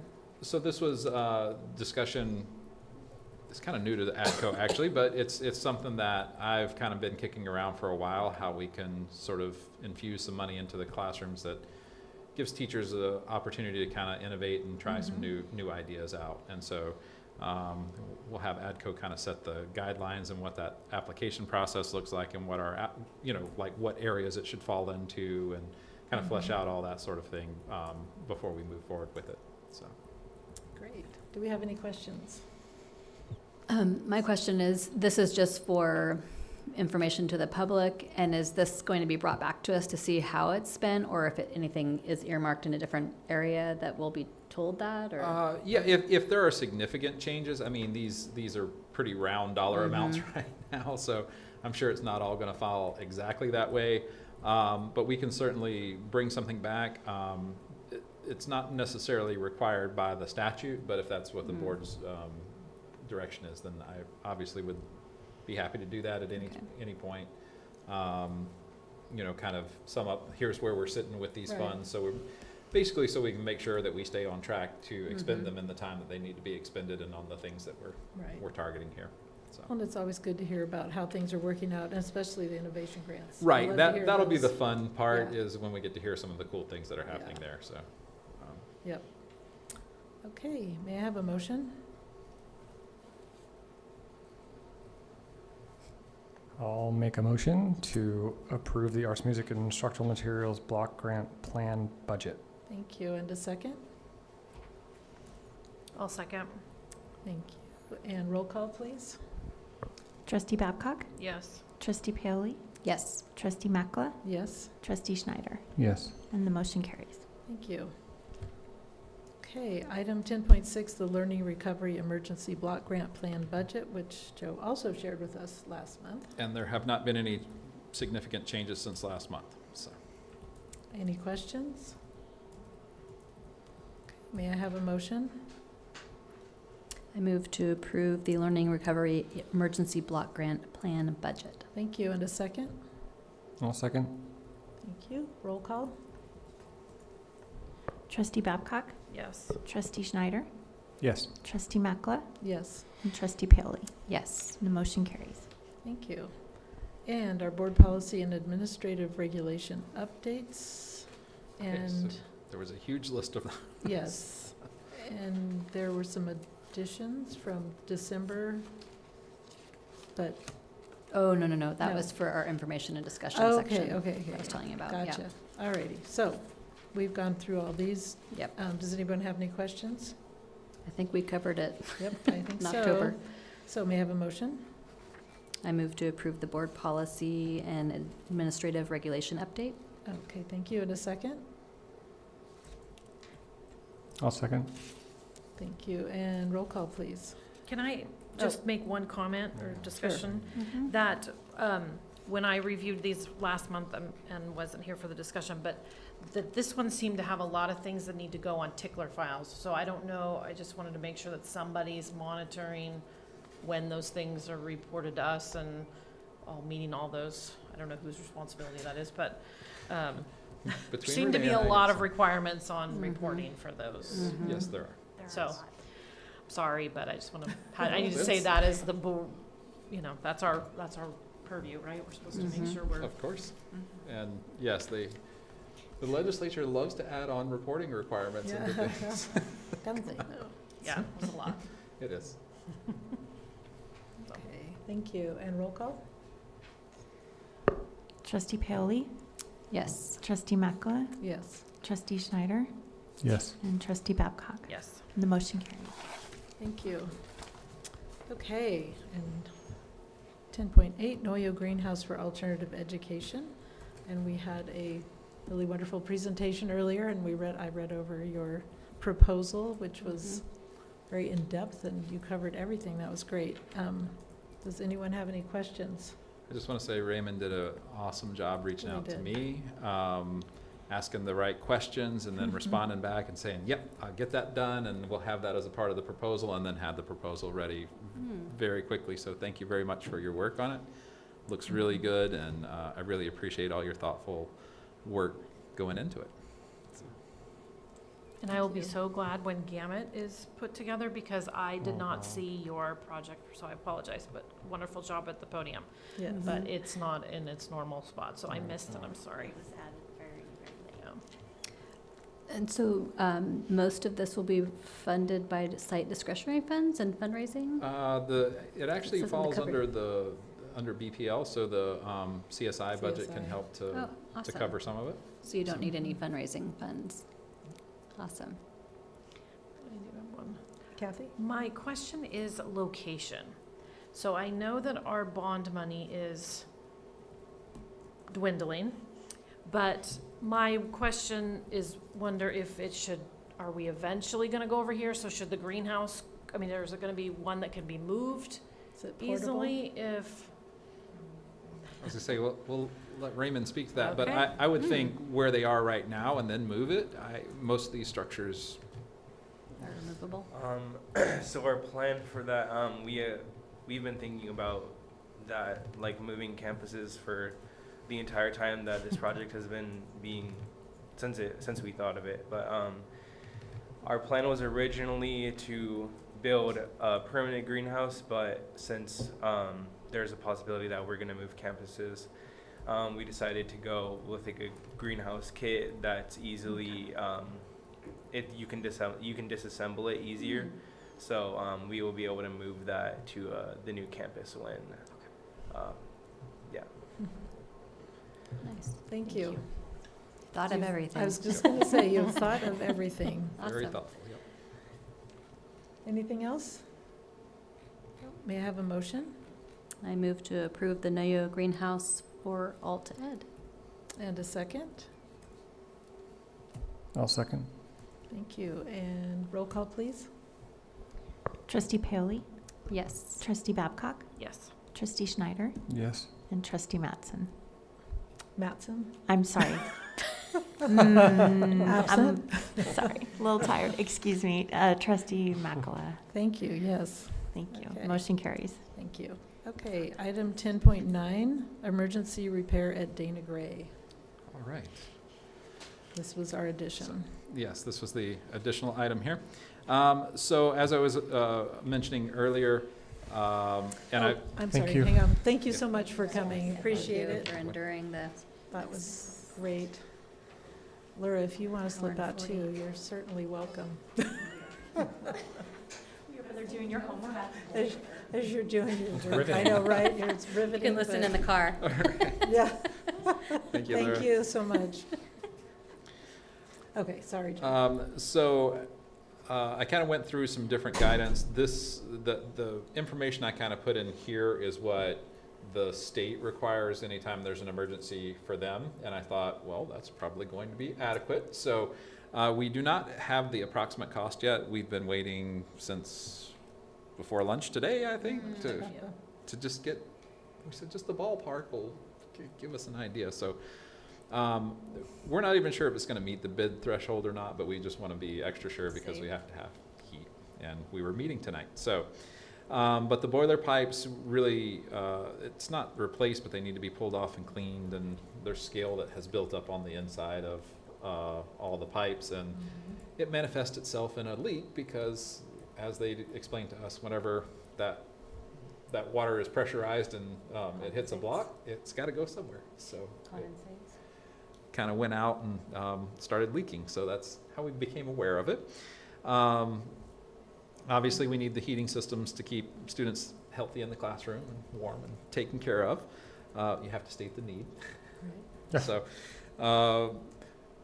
and if we were to wait for the bidding process, the space would not be usable until the work was complete, denying students access to their education. So we have to state a why. Weeks, Yes, as we're entering the winter. Does this affect the entire campus? site. I think we decided, are there 2 boilers? Or There 3? are 2 boilers, and the concern is if they have to be, if they can be isolated to work apart, or if they have to work together. work in conjunction. And they've been it's been down, and they started to work on it, and they realized there's a series of tubes, and Yeah. they thought they were gonna go up a few tubes and replace the one, and it turned out it's, this many tubes. So that's why they kind of stopped and called and said, okay, this is what we found. And the probability is, even if we did have all this time, this would be the company that would do it, because there are so few of them Mhm. that work on this kind of equipment. Where are they from? California Boiler? Yeah, they're from the Bay Area. Okay. It's like a 4-hour drive, wherever it is they're from. Okay. Any other questions? So what do you need from us? So what, as I was reading through the different items, it would just basically give, the motion would give me the ability to sign a contract if they provide that kind of thing, if it's above the bid limit, to get this emergency repair completed. So that we don't have to wait till December Correct. to warm our kids up. Right. Or call a special board meeting to Yeah. Or call a special. approve the yeah. contract, so. They can stay cold until we're ready to meet. Extra Just, layers. So we put can 'em on save ice. $100. Right. Exactly. Okay, may I have a motion? I'll make a motion to authorize superintendent to enter into a contract with California Boiler to repair the boiler pipes at Dana Gray. Is that If sufficient? above bid limit? And declare this an emergency situation that requires that. And declare this an emergency situation that requires the repair to happen as soon as possible. Thank you. And I'll And a second. Got all that? Thank you, and roll call, please. Trustee Schneider, Yes. Trustee Babcock, Yes. Trustee Paoli, Yes. Trustee Makala, Thank you, yes. and motion carries. Okay. Right, we're on to information and Unanimous. discussion. 11.1, the 2024 schedule of regular board meetings, second read. 2/3 vote. Um, That's all We, I think, all had a chance to look at that. Emergency. I needed. 2/3. And I just want to Yeah, ask it's 2/3. Wendy, you weren't at the last meeting. I assume this goes along with your needs and schedules and Have you looked this over Oh. to see if it goes with? Yes, I Okay. did. Interim, And I think I yeah, looked first at and it second. Okay. last month, and I It's think, been a while. Okay. since we- yeah, Or I'm the sorry. month before. Yeah, So, in terms of budgets and all, that all looks like, right. dates yeah. that work for you. I think I looked at it before you brought it last time, and Mhm. we had. Probably in okay, yeah, September, So I you didn't probably- even look at it again. Yeah, the Yeah. only change we made, Wendy, was we had October 10th and we moved it to October 17th because that aligned, October 10th was the The break. Break. During fall the- break. yeah, fall break. That's fine. I was gonna say, I don't think Yeah, October no, has there's any nothing- reporting requirements, so. you know, Nothing in October. so. That works. Okay, This is looking good. all right. Nobody else? Everything's good? Okay. We'll move on to. Sorry, President Makala, was there a decision by the board on that item? Yeah, everything's good. Information and discussion. It's information. Are and we moving discussion. it to action or? Oh, can we move that to action now? No, it would have to be. No. Next Yeah. month. Oh, I mean, sorry, Next month. yes, yeah.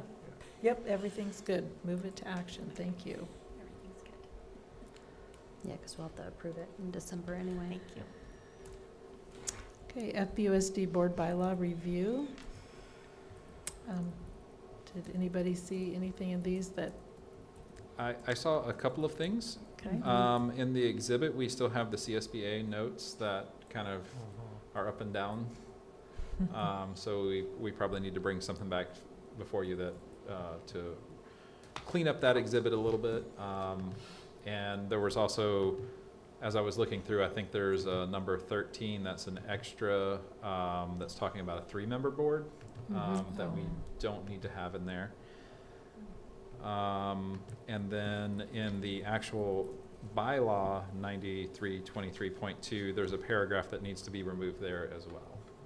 And I was a 3-person board, another 3-person board,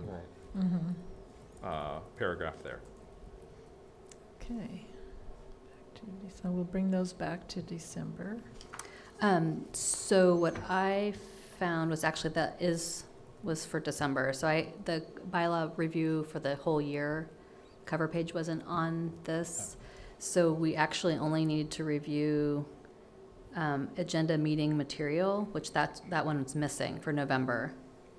9322, and then the meeting conduct, and then the exhibit down is December. So we kind of already did, so we did some extra work, which is fine. Okay. But I don't know if we bring it We'll all bring back the- anyway, or just the December section, and we need to include 9322, which is there, the agenda meeting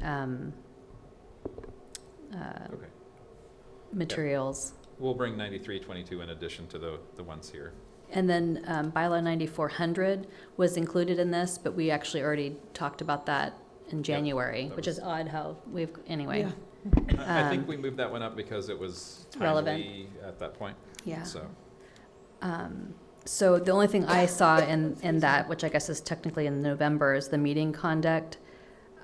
It does say 10:30 is when we, that's the threshold to say, okay, guys, do we continue the meeting or do we just adjourn, or continue a different day? And I think that's kind of late. That's pretty late. And so I was just considering like putting it up to 10. Like sometimes you do have a contested issue and you need to kind of go, but Right. anything, I mean, I don't really want to be making tough decisions at 10:30. No. So I don't know if it's worth changing to 10 or does it, or just Well, we leave can- it, but If we change it to 10, that's our threshold. We always know that we could Can go extend beyond it. that if we needed to in a so that was the only thing I saw. Is like exceptional circumstance. 10:30 seems, I had the same thought. I was actually gonna propose moving it to 9:30, but 10, Yeah. 10's yeah, we can start there. Okay. And then last month, I forgot to mention, because so anyway, I had a bylaw, I was struggling with something, and it was in our board bylaws, but I noticed that the meetings and the notice, the 9320, that one had language that says, instead of saying like the third Thursday of the month, it actually was underlined to say one regular meeting each month, except for just July. And we never talked about that. So I don't know if that's changed because of our workshop or we need to bring it back to actually approve it. Because it, like this. yeah, we didn't change the bylaw. Yeah, so- no, this was from October. Yeah. But we never talked about it. So I didn't know if it actually got, it was kind of like a red line, but we didn't, maybe we should bring it back. Yeah. I'll show you. Yeah, because today. Yep. Are you saying it was on the agenda for October? Yeah, and At our we didn't talk at the about special. that we wanted to change the language. Like you suggested us putting monthly, and we just never talked about it. So it was never, so this version was not approved? Well, it Unless was, you but guys we took really didn't action. talk about it to know if we were just gonna keep it the third, or we were gonna change the But when language. we're reviewing them down here, that doesn't actually, if they were different, it doesn't, we would have to, like this. Move it one, up we to need action. move- Right. Yeah, Move it up to exactly. action. So this one, you're saying you'd like to move this to action too? Right, well, We need to talk about it, yeah. Since we have so many that aren't that date, that we could just make it a Thursday, one regular meeting every month. I don't even know, did we 9320 say should come Thursday? back as action item. 9320. And really all of these have gone to information and discussion. So if there's something that we don't like, we have to put it on action. Like we have to Right. so it didn't get changed because it's always, No. it's just for, really was for our education. Yeah.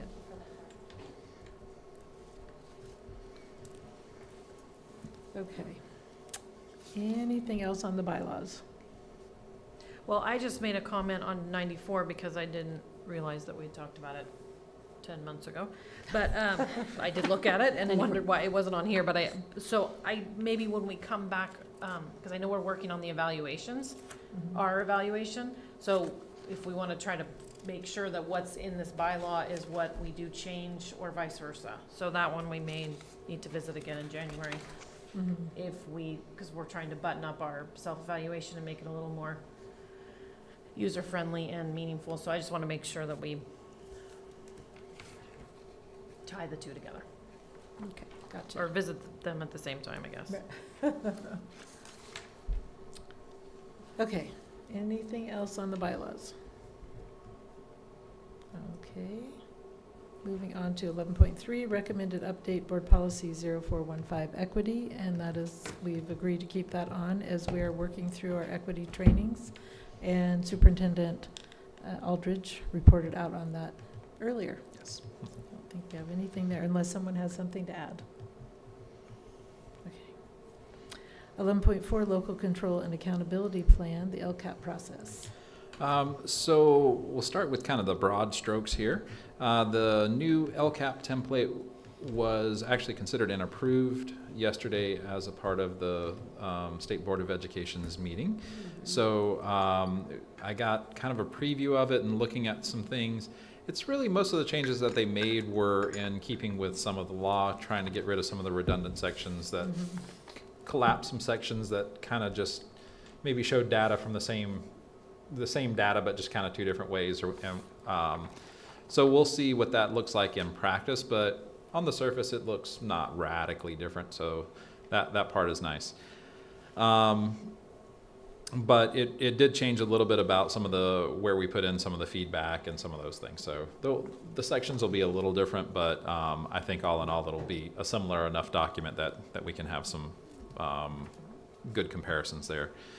I really did start at last week on November 1st with the equity listening sessions, kind of starting this work with the LCAP of, where do teachers see some of our equity gaps, where are some of the design pieces that we need to put into place to support our students in the best way. And so we talked extensively in those sessions about that, got some really good feedback from folks.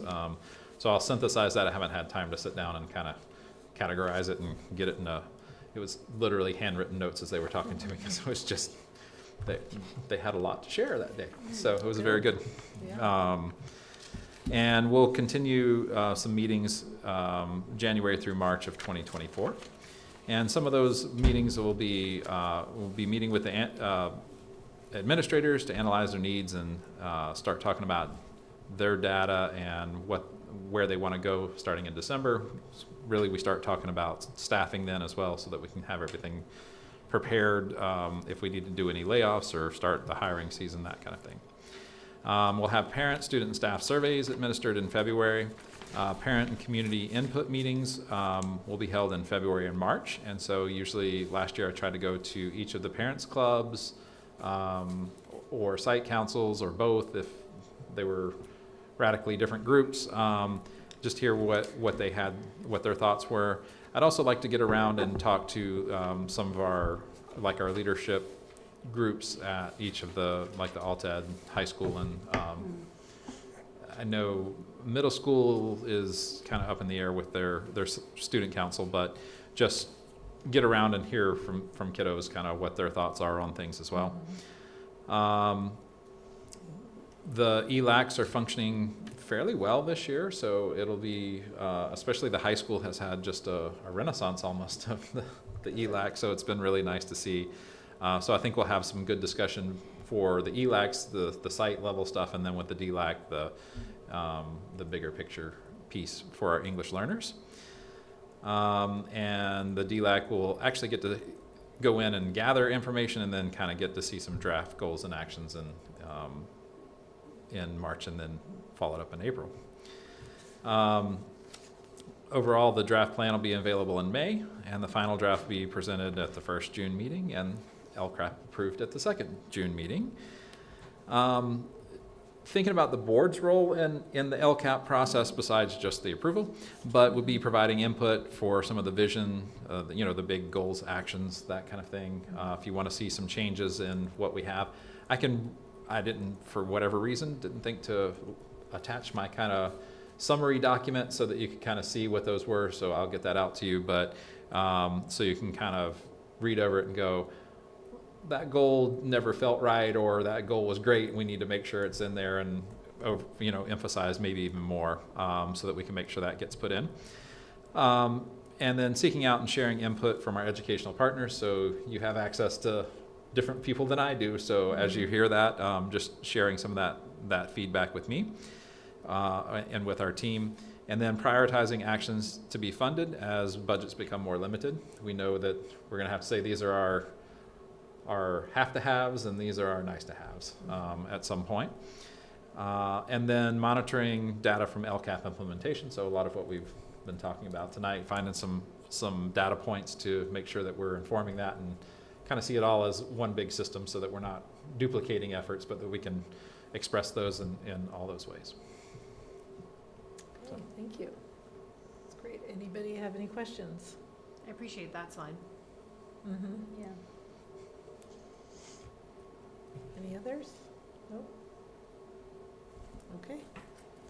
We'll move on. Thank you, Joe. Of course. And on to 11.5, ancillary, board duties and assignments.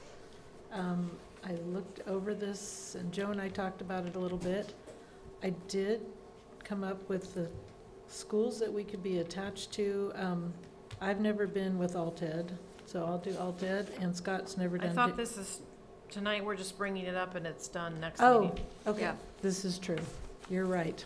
Because I I'm think jumping ahead. it was asked that we discuss the president and Yes. vice president before it got slapped on You're somebody right. with this You're right. awkward nomination, which I will Right. tell you happened.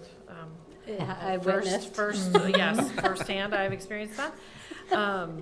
Right, that's why it was brought up, and then, so if there's any concerns or Yes. questions, and then We can do next month those. at the organizational meeting, we, Yes. Let me nail it ask all you a down. question about one thing, though. Have you ever heard anything more about Mecca? mm-mm, So I think we're just like disbanded. So nothing happened. no. Never heard a word. Okay.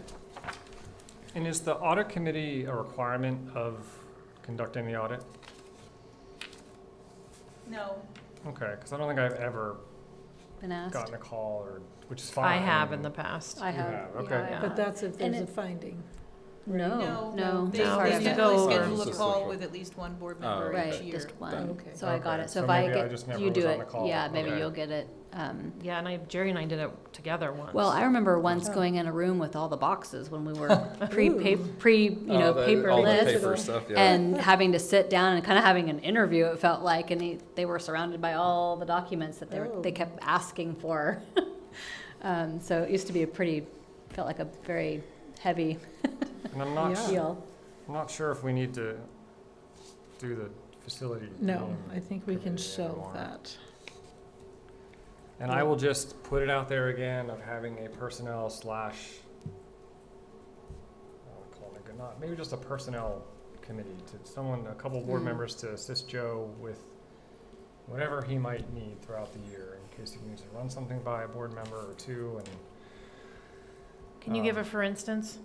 When you say personnel, I feel like that is in the weeds, so so I need an example. again, I will just go back to my example of negotiations, how we always, not getting in the weeds, there's never, at least while I've been on the board, been a process of, hey, in 3 months' time, we're gonna be sitting down, here's the full contract. You know, what do you guys think? Is there anything that, you want us to bring up? Is there anything you wanna bring to the table? What are your concerns? And I say that because there are several instances throughout the year where we'll mention an idea or ask a question, it's like, oh, well, that's in the contract. We can't change that. And I'm of the mind, well, yeah, maybe it's been in a contract for 20 years, but maybe it's time to reconsider that. I can't think of any specific thing. This calendar was probably a good one that we just did. Nothing major. I also know that having a human resource background, it's helpful when Joe has to carefully, steer through maybe a sensitive situation, to have some ears that don't work for him, to run an idea by, or run something that maybe the whole board is not big enough to be in closed session, but it's like, I have the situation, this is kind of what I'm thinking, and what do you think? Or maybe he'll never call, which is fine too. I just, I don't want the board to be at the table. I don't want us to get in the weeds with negotiations, but I continue to feel that we miss out on opportunities the way it's been done. So. When I definitely think that during closed session, maybe it should be brought sooner, is what you're saying, is that you know, like, what you're looking at. And I think that we've gotten a little bit more of that in the sense of like what we're looking at. This is a full contract, and getting us ahead of if it's a full or just a couple sections, and the sunshine letters are helpful. And I know as a prior board president, I did get a call from superintendent saying, hey, you know, there's a situation here. Do you feel like we should have a special meeting, or do you want me to call each board member individually? Mhm. Like that's happened in the past, where the superintendent kind of needs to know where we stand, so that, you know, on something. And I know that's happened in the past. So, I mean, you just know, yeah. Joe, I mean, what do you, I mean, you're the, you know. I mean, I feel like I could call any of you and have a conversation about something. So I feel good about that relationship, Okay. and feel like, you know, if it were something, you know, human resources related in like the big world, I feel like I'd call you and say, hey, Scott, help me out with, you know, let me run this by you. Does this sound completely off the wall or whatnot? Also, the contract is available to read, so if you go through it and you say, whoa, why is this still in here? You can Yeah. go to Joe with that. An email. Yeah. If Because you they're bring easy it to find close now. If necessary, Yeah, they're easy to they're find easy now. to find. And Is everything spelled out? I'm Yeah. making a note to make sure that we get on the agenda negotiations for closed session, so we can start some of those conversations next month. So. Mhm. And I know the contracts are available online, and I've looked through it, but it's more of, you know, that interactive conversation really brings to light a lot of things in the contract that maybe are skimmed over. I mean, they're big documents with a lot of information. And I think calling me is a great idea. I just, again, I don't want there to, committee, no committee. I mean, I'm not really that attached. It just brings up a point. You know, you have a human resource thing, and you know I have a background. You call me. I don't want any other board member to be like, well, why didn't he call me? You know? And so if there's a committee, and that's, again, whether we do it, we don't do it, I'm not that, you know, married to it one way or the other. I just want to make sure you have the support. And as a board, we have an opportunity to have our say in not on a, before, you know, as we enter the negotiation season. Sure. Well, how about, I would feel comfortable, if not putting Joe on the spot here in this meeting, but if you could mull that over. I mean, put it on here, don't put it on here, but if you feel comfortable with having it and it never gets used, then we just drop it off Right. next year. So maybe at agenda setting, you know, you guys could about discuss, it. should it be added or not, but I would not Right. want, And if Joe thinks he's comfortable, and I mean, why not? I mean, Yeah, it's not going to hurt anything. And anyone We don't can have make to an meet. appointment Yeah. with Joe and say, hey, you know, what are we looking at this year? So I can start thinking about, you know, what I keep hearing what isn't working, you know, let's like navigate this. Yeah. So, And I agree. I think with me, and that's, you know, I may not do enough due diligence, but it always seems to come upon quicker than I'm expected. Ready. And Then it's you're like, ready. well, wait, you know. Yeah. So. Okay, well, we'll talk about that at agenda setting for December. and does anyone need to discuss And leadership roles? So, right, that's, It's not on here, but. Well, but It's- sorry, before we go to that, I think when I watched you guys finish up, there was, the wellness, I think, wasn't, you guys had talked about doing the wellness, Yeah. so instead of it being a rotation, I think that would, because if we're Right, really gonna 'cause get going on that. Pilar kind of put that out, that she'd like to have a board member on it at least, and so, yeah. Mary and I, that's a Mhm. rotating, or we could both go if Yeah, we're we so can. inclined. Yeah, because it's not a Brown Yeah. Act. Yeah. Okay, and as far as the Friends of Mendocino College Co-Center, I'm actually gonna be the chairperson of that starting in December, so I'm gonna continue, Awesome. probably even when I'm not on the board, but if that's okay with everyone. We can have two people there, so it doesn't, we could rotate another member through, or if another person wants to be on there, it would be great. So, Well, keep us informed and then we can. yeah, it's gotten down to 4 meetings a year, and it's at noon at the college, so think about that. And Usually usually what- one's in So we're meeting in December. We probably aren't meeting again till April. And then usually we meet in August. They wanted to meet in July, then it moved to August. Are they And not then- doing the career day anymore? They don't meet before June or whatever? No. No. So Well, also, they do their career, yeah, they did their career day. Scott was there. But, you know, But the wasn't college. that was part of the MCCC when I was going? Yeah, it That wasn't. group did it. Yeah. So, And somebody else takes care of it now? Yep. Gotcha. Yep, they do it all. so another question I have is the community safety committee, as we develop these safety plans, is that something we want to rotate, or is, and we don't have to decide right now, but just to think about, do we want 2 specific members, or do we, what does rotation mean? Joe and I talked about that today. Yeah.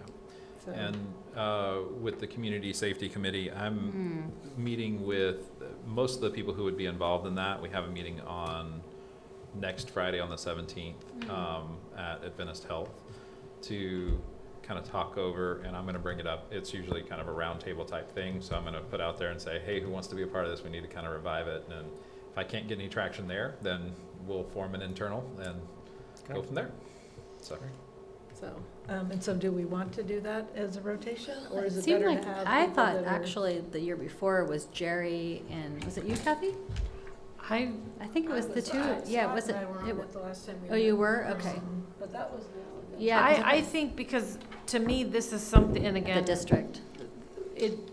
we got some traction and then COVID happened, but Right, I really think that we need to be ready when something happens. I agree totally. So if we did make that 2 people, we Mhm. may Yeah. take it on to just keep pushing and asking the Right. question of, is it happening? I agree with that. Agreed, yeah. So Agreed. I would Because, yeah. recommend that be a So do we want to? official people, 1 or Yes. 2 or whatever you want to do. Yeah, so that and I would agree for the ongoing work that happens there. It's, Oh, it's important. yeah. And it's good for the continuity of the Yeah. discussion, and you know what happened the month before, whenever the meeting was. Do we want to decide those 2 people now then? It's supposed to be tomorrow. Tomorrow, when's Tomorrow. Next month, December? sorry. Next December, month, not tomorrow. Don't say tomorrow. Okay, Sometimes sorry. it feels Time like flies. that. Okay, the last one to think about too is the bond committee, so be thinking about, because we will not have Jerry on that anymore. So, keep that in mind. Okay, so the president and vice president. So, I think we are just going to do it the way we've always done it. Everyone I've talked to, that Scott is vice president, will be nominated as president. And then the next person to jump in on vice president, I think would be Kathy, Mhm. correct? Well, and or Your face. you can do 2 consecutive years. So you could remain Oh, me as. presiding as well, if that's the other discussion piece. At the pleasure of the board. However, I honestly feel like if I stayed as president and I run in, submit my papers and run, and I don't win, then that would leave Vice President Schneider running the election to elect himself as president, which I find to be very awkward. I'll also put it out there that, just because we've always done things a certain way doesn't mean we need to continue. I mean, Well, I'm that's happy. just board policy, is what I'm saying, that you can, that's an option No, to no, do that, too. yeah, no, that's fine. I guess the third scenario is that just because I'm vice president doesn't mean that I'm supposedly Right, next you're in next. line. Like I, serve at the pleasure of the board. I'm happy to do whatever, but I don't want anyone to feel. Well, it's a commitment. I think you I- need to be I- more than a pleasure. I mean, Yeah, I think no, you need I to want to understand. do it. Yeah. It is And a if you big don't, commitment. then that would be a change in Practice. Right. tradition. And in But some it doesn't cases, it necessarily would, have to be. if it was somebody who had never served as vice president, that would be harder to jump into presidency, but since everybody's Yeah. served as vice president and or president. No, I'd be honored to do it if Mary didn't want to continue, but I'm just saying, like, I don't, I'm ready for the commitment if that's the pleasure of the board. Okay, we'll continue this next month, not Did you tomorrow. want to speak on, That's fine. we could talk, okay. Okay. Further And discussion. Further discussion. item 11.6, vacancy Board of Trustees. Okay. And so I put on this slide, I'm sorry, I'll make sure that you have this shared with you. It's in the folder as well, but as just kind of a resource for everything that happened in the meeting. I'm trying to keep the presentation to be a nice landing point for you if you need to go back and look at something as well. So we have the CSBA process I shared with you. I won't belabor that, but it's pretty comprehensive and has a lot of good pieces. I also included the board bylaw for filling vacancies. I know we have reviewed that not too far in the past there, but just as a reference for you there. And then the piece that probably brings things together is having a press release that needs to go out. And through that, we need to kind of consider a few things, including kind of what would the deadline for applications be, knowing that as I was looking, Wendy and I were kind of looking over the timeline, we're like, it would be really tight to have somebody seated by the December meeting, I would think. I think that would, That's it. just given it, Setting yourself up for. yes, it would be, quick. it's in the realm of possibilities, but it would, it may limit the involvement that we have because we're looking at it and would really be 2 weeks of advertising before we had to get down to inviting people in for interviews. The other piece with that is we would, if we were looking at the December meeting, we would have to look at probably a special meeting for the interviews because the December meeting's already kind of a beast all into itself with the organizational meeting and first interim and just everything that lands in December. It's a big meeting. So I don't know that adding board member interviews onto that would, because it's a pretty lengthy process. I know that some of you've had to go through that process. So can I just ask, so reading the bylaw, I think it said that the board, can make a decision as to whether they want to call an election or do an appointment. And I'm just assuming, we're assuming that, I just want to, in a public setting, say that we're all in agreement that we do not want to call an election for this. I just think we should. Yeah, because we don't want the expense. Right. Right. Yeah, No, it's the expense. yeah. Yeah. I was gonna say, I didn't even look into the expense. I know it's in the Oh, I'm sure it's thousands and insane. thousands of dollars. Oh, yeah. 30,000 Okay. or, yeah, I just, if anyone ever comes back and says, well, why wasn't there a special election? right, Just okay. Yeah. say that we discussed it. Okay. I think also as we think through this that we are going to have a screening panel. So 2 board members who maybe want to work with me to screen through any applications that we have. I can do some of the background work, like is their address in the, all those kind of pieces, just to make sure I'm not bringing somebody who's completely ineligible for the office. But, then bringing forward the folks that you think answer the application questions the most concisely or, applicable to your goals and the district's goals. And then we'll need someone to, that same probably panel working on some interview questions. Though I really found the ones that were in the CSBA were pretty good. Same maybe ones they did in 16. You recognize I it. recognize the questions. Just a little bit of, adjustment maybe for what our particular purposes are or whatnot, but they all felt around the right area there. So Right. good frame to start from. Okay, do you want that committee name tonight? That could help. It just depends on the timeline that the board would like to. I think the timeline's probably the important part tonight, because we'd like to be able to get this press release translated and then out as soon as we possibly can to the different. Not waiting till December 10th. Not waiting till December to get this piece out, just so. So you that probably there's- need 2 board members to work on that, and then have everyone preview it individually.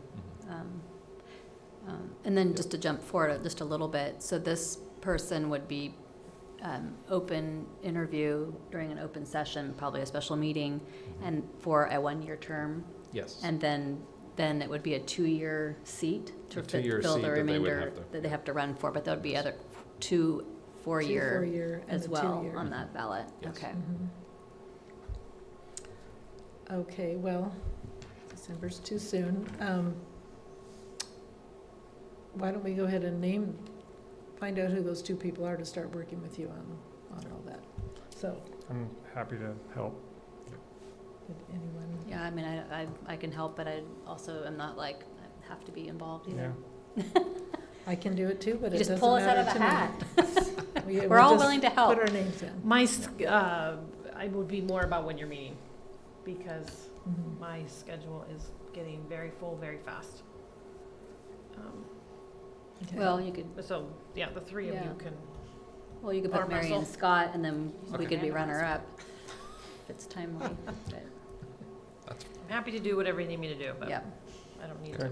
to. Okay. That's what we'll do then. So why don't we do 30 days? Post it 30 days and have applications. I think that's a good From the time timeline, you for can sure. get the Yeah. documents together? Mhm. Do I you think wanna that would, try and have a special Post meeting the ad for 30 before the days? holidays? Sorry. I guess we'll have to wait and see. I don't think, once we get this, because I'm thinking it'll probably be sometime next week. And I know that you're out of town, Scott.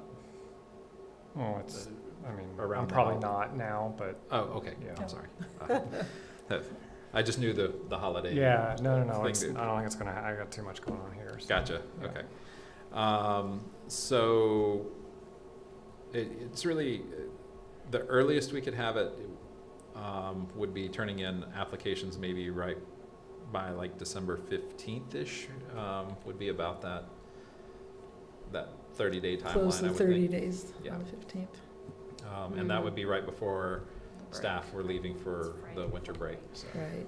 So do we wanna let applications, leave it open through the new year, just to give people time? I mean, cause we're not, I can't imagine we're gonna take any action the last 2 And- weeks of December. And we have to just fill this by the end of January, so.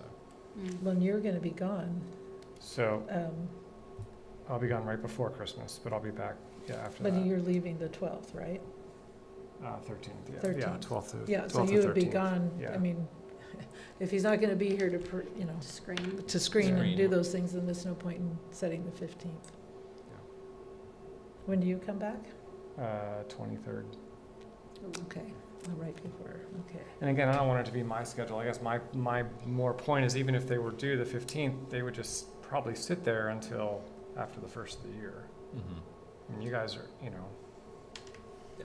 it's winter Yeah, break 'cause we'll for be- I you. find the longer you Yeah, give that's it. people, they may forget to do it. Yeah, and that's Yeah. the other concern, Right. is that it's such a long period of time. Then it Sure. gets Yeah. forgotten and the holidays, yeah. I mean, I Well- And what I say could, just close them and wait till, to Yeah. do anything until the staff's, the Mm. office is back open, but Mhm. yeah.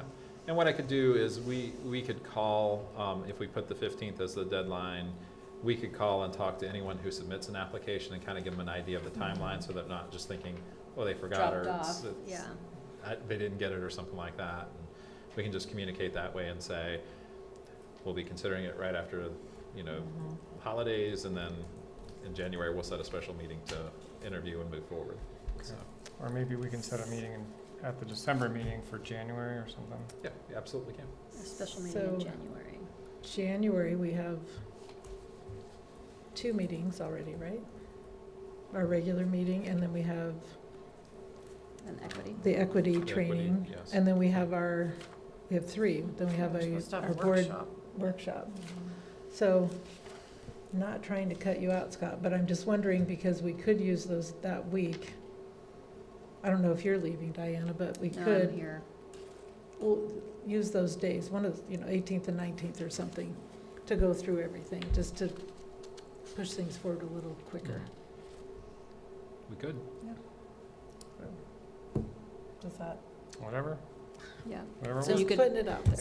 So if you want to make the sooner timeline, you'll ask Scott, but if he isn't around, then you can ask me. Right, he's not gonna be around, Okay. I'm not, and I'm not trying to, and it doesn't have to be me either, but it could be Kathy and Diana. I just think that the sooner we do it, when we already have 3 meetings in January, that it makes sense to get it done before Christmas, and then we're into New Year's, and So meaning we'd have a special meeting in December? is what you're Not thinking? we'd have a special meeting, but we could set the special meeting, we'd have all this done, so that we could have the special meeting early. Earlier than later. Because then otherwise, we're just gonna be all bunched up at the end. Yeah. And Which is a lot. we've had a week where we had 3 meetings and it was tough. So, would that work? Yep. Yeah? Absolutely. Is that We can make okay? anything work. Yeah. All right, Okay. so All right.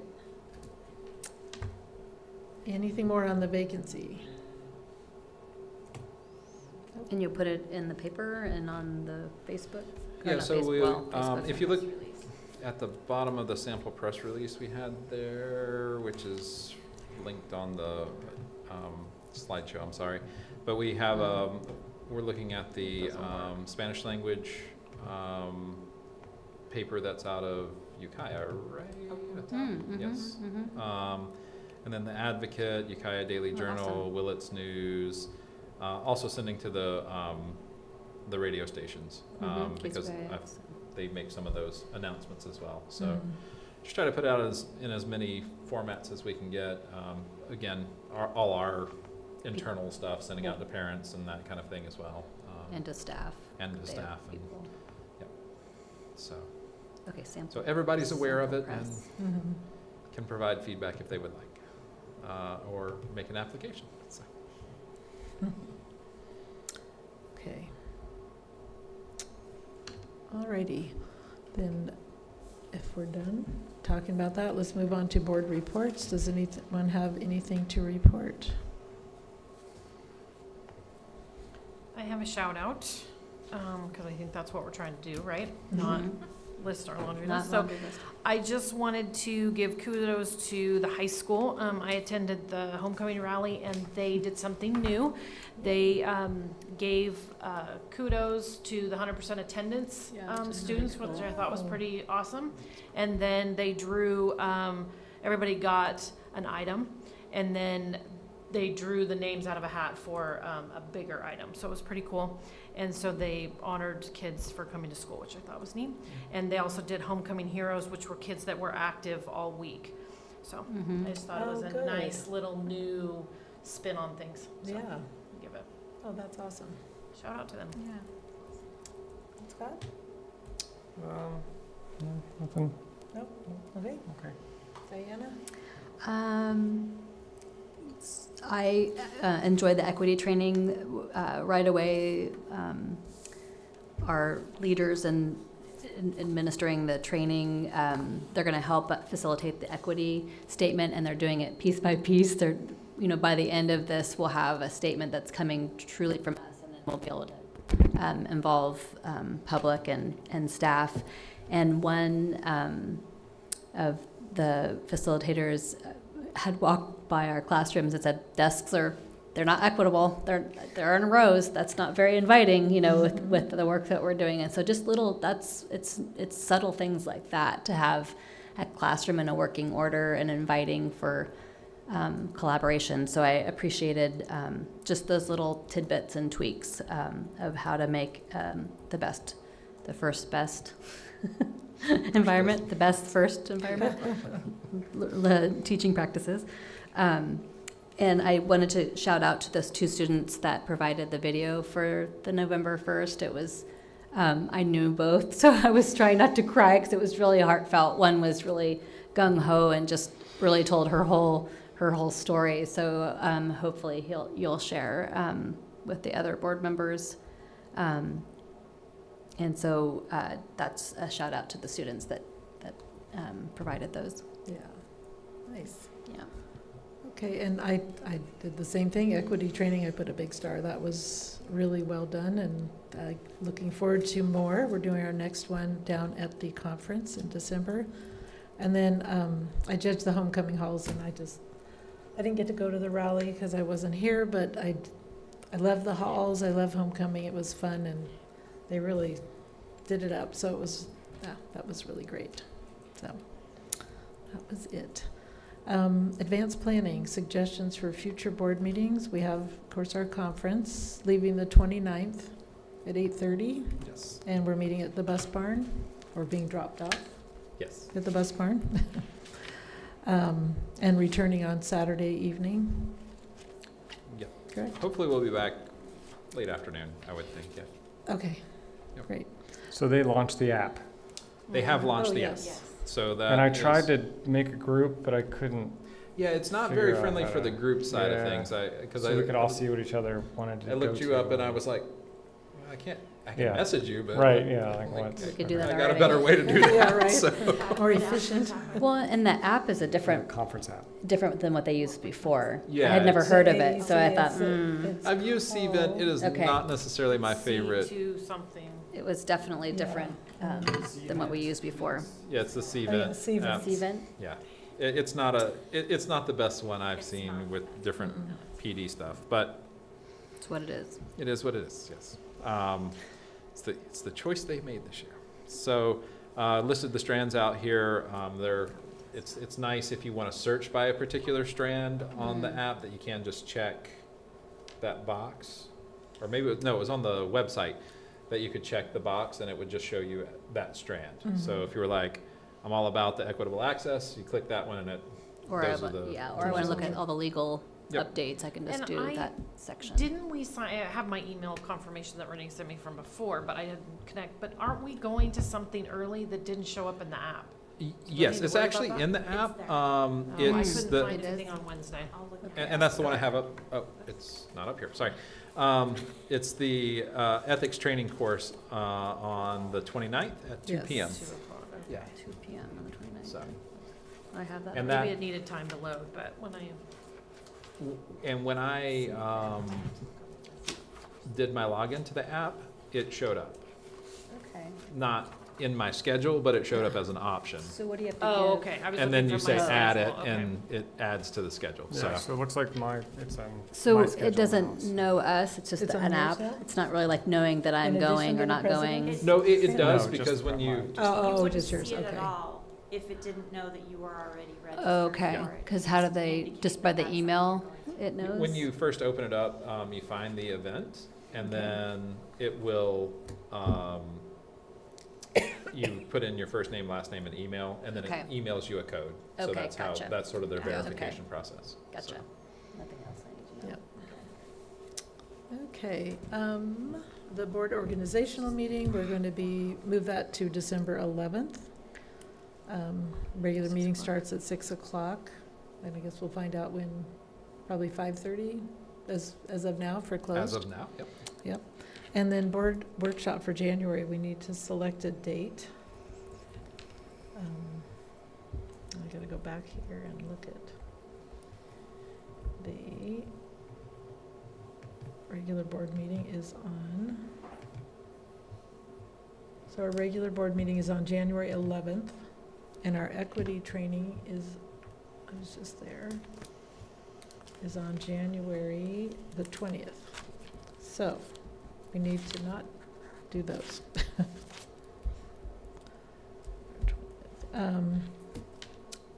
What is everyone's calendar looking like for the 27th or the 13th?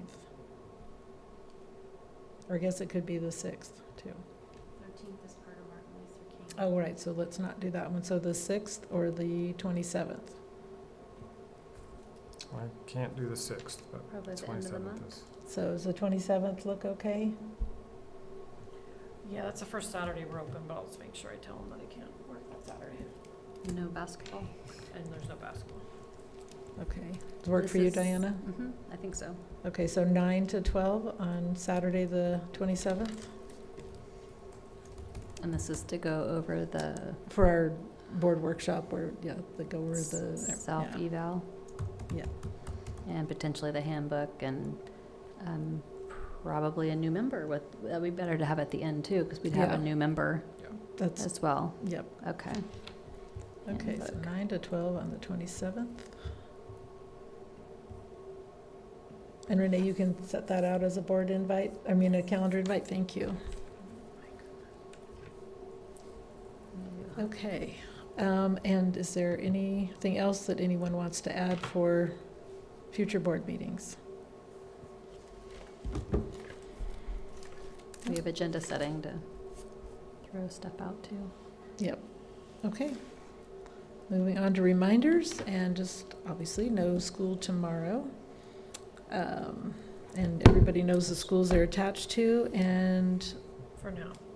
Scott, it's up to you and I, for now. We won't change today, maybe tomorrow.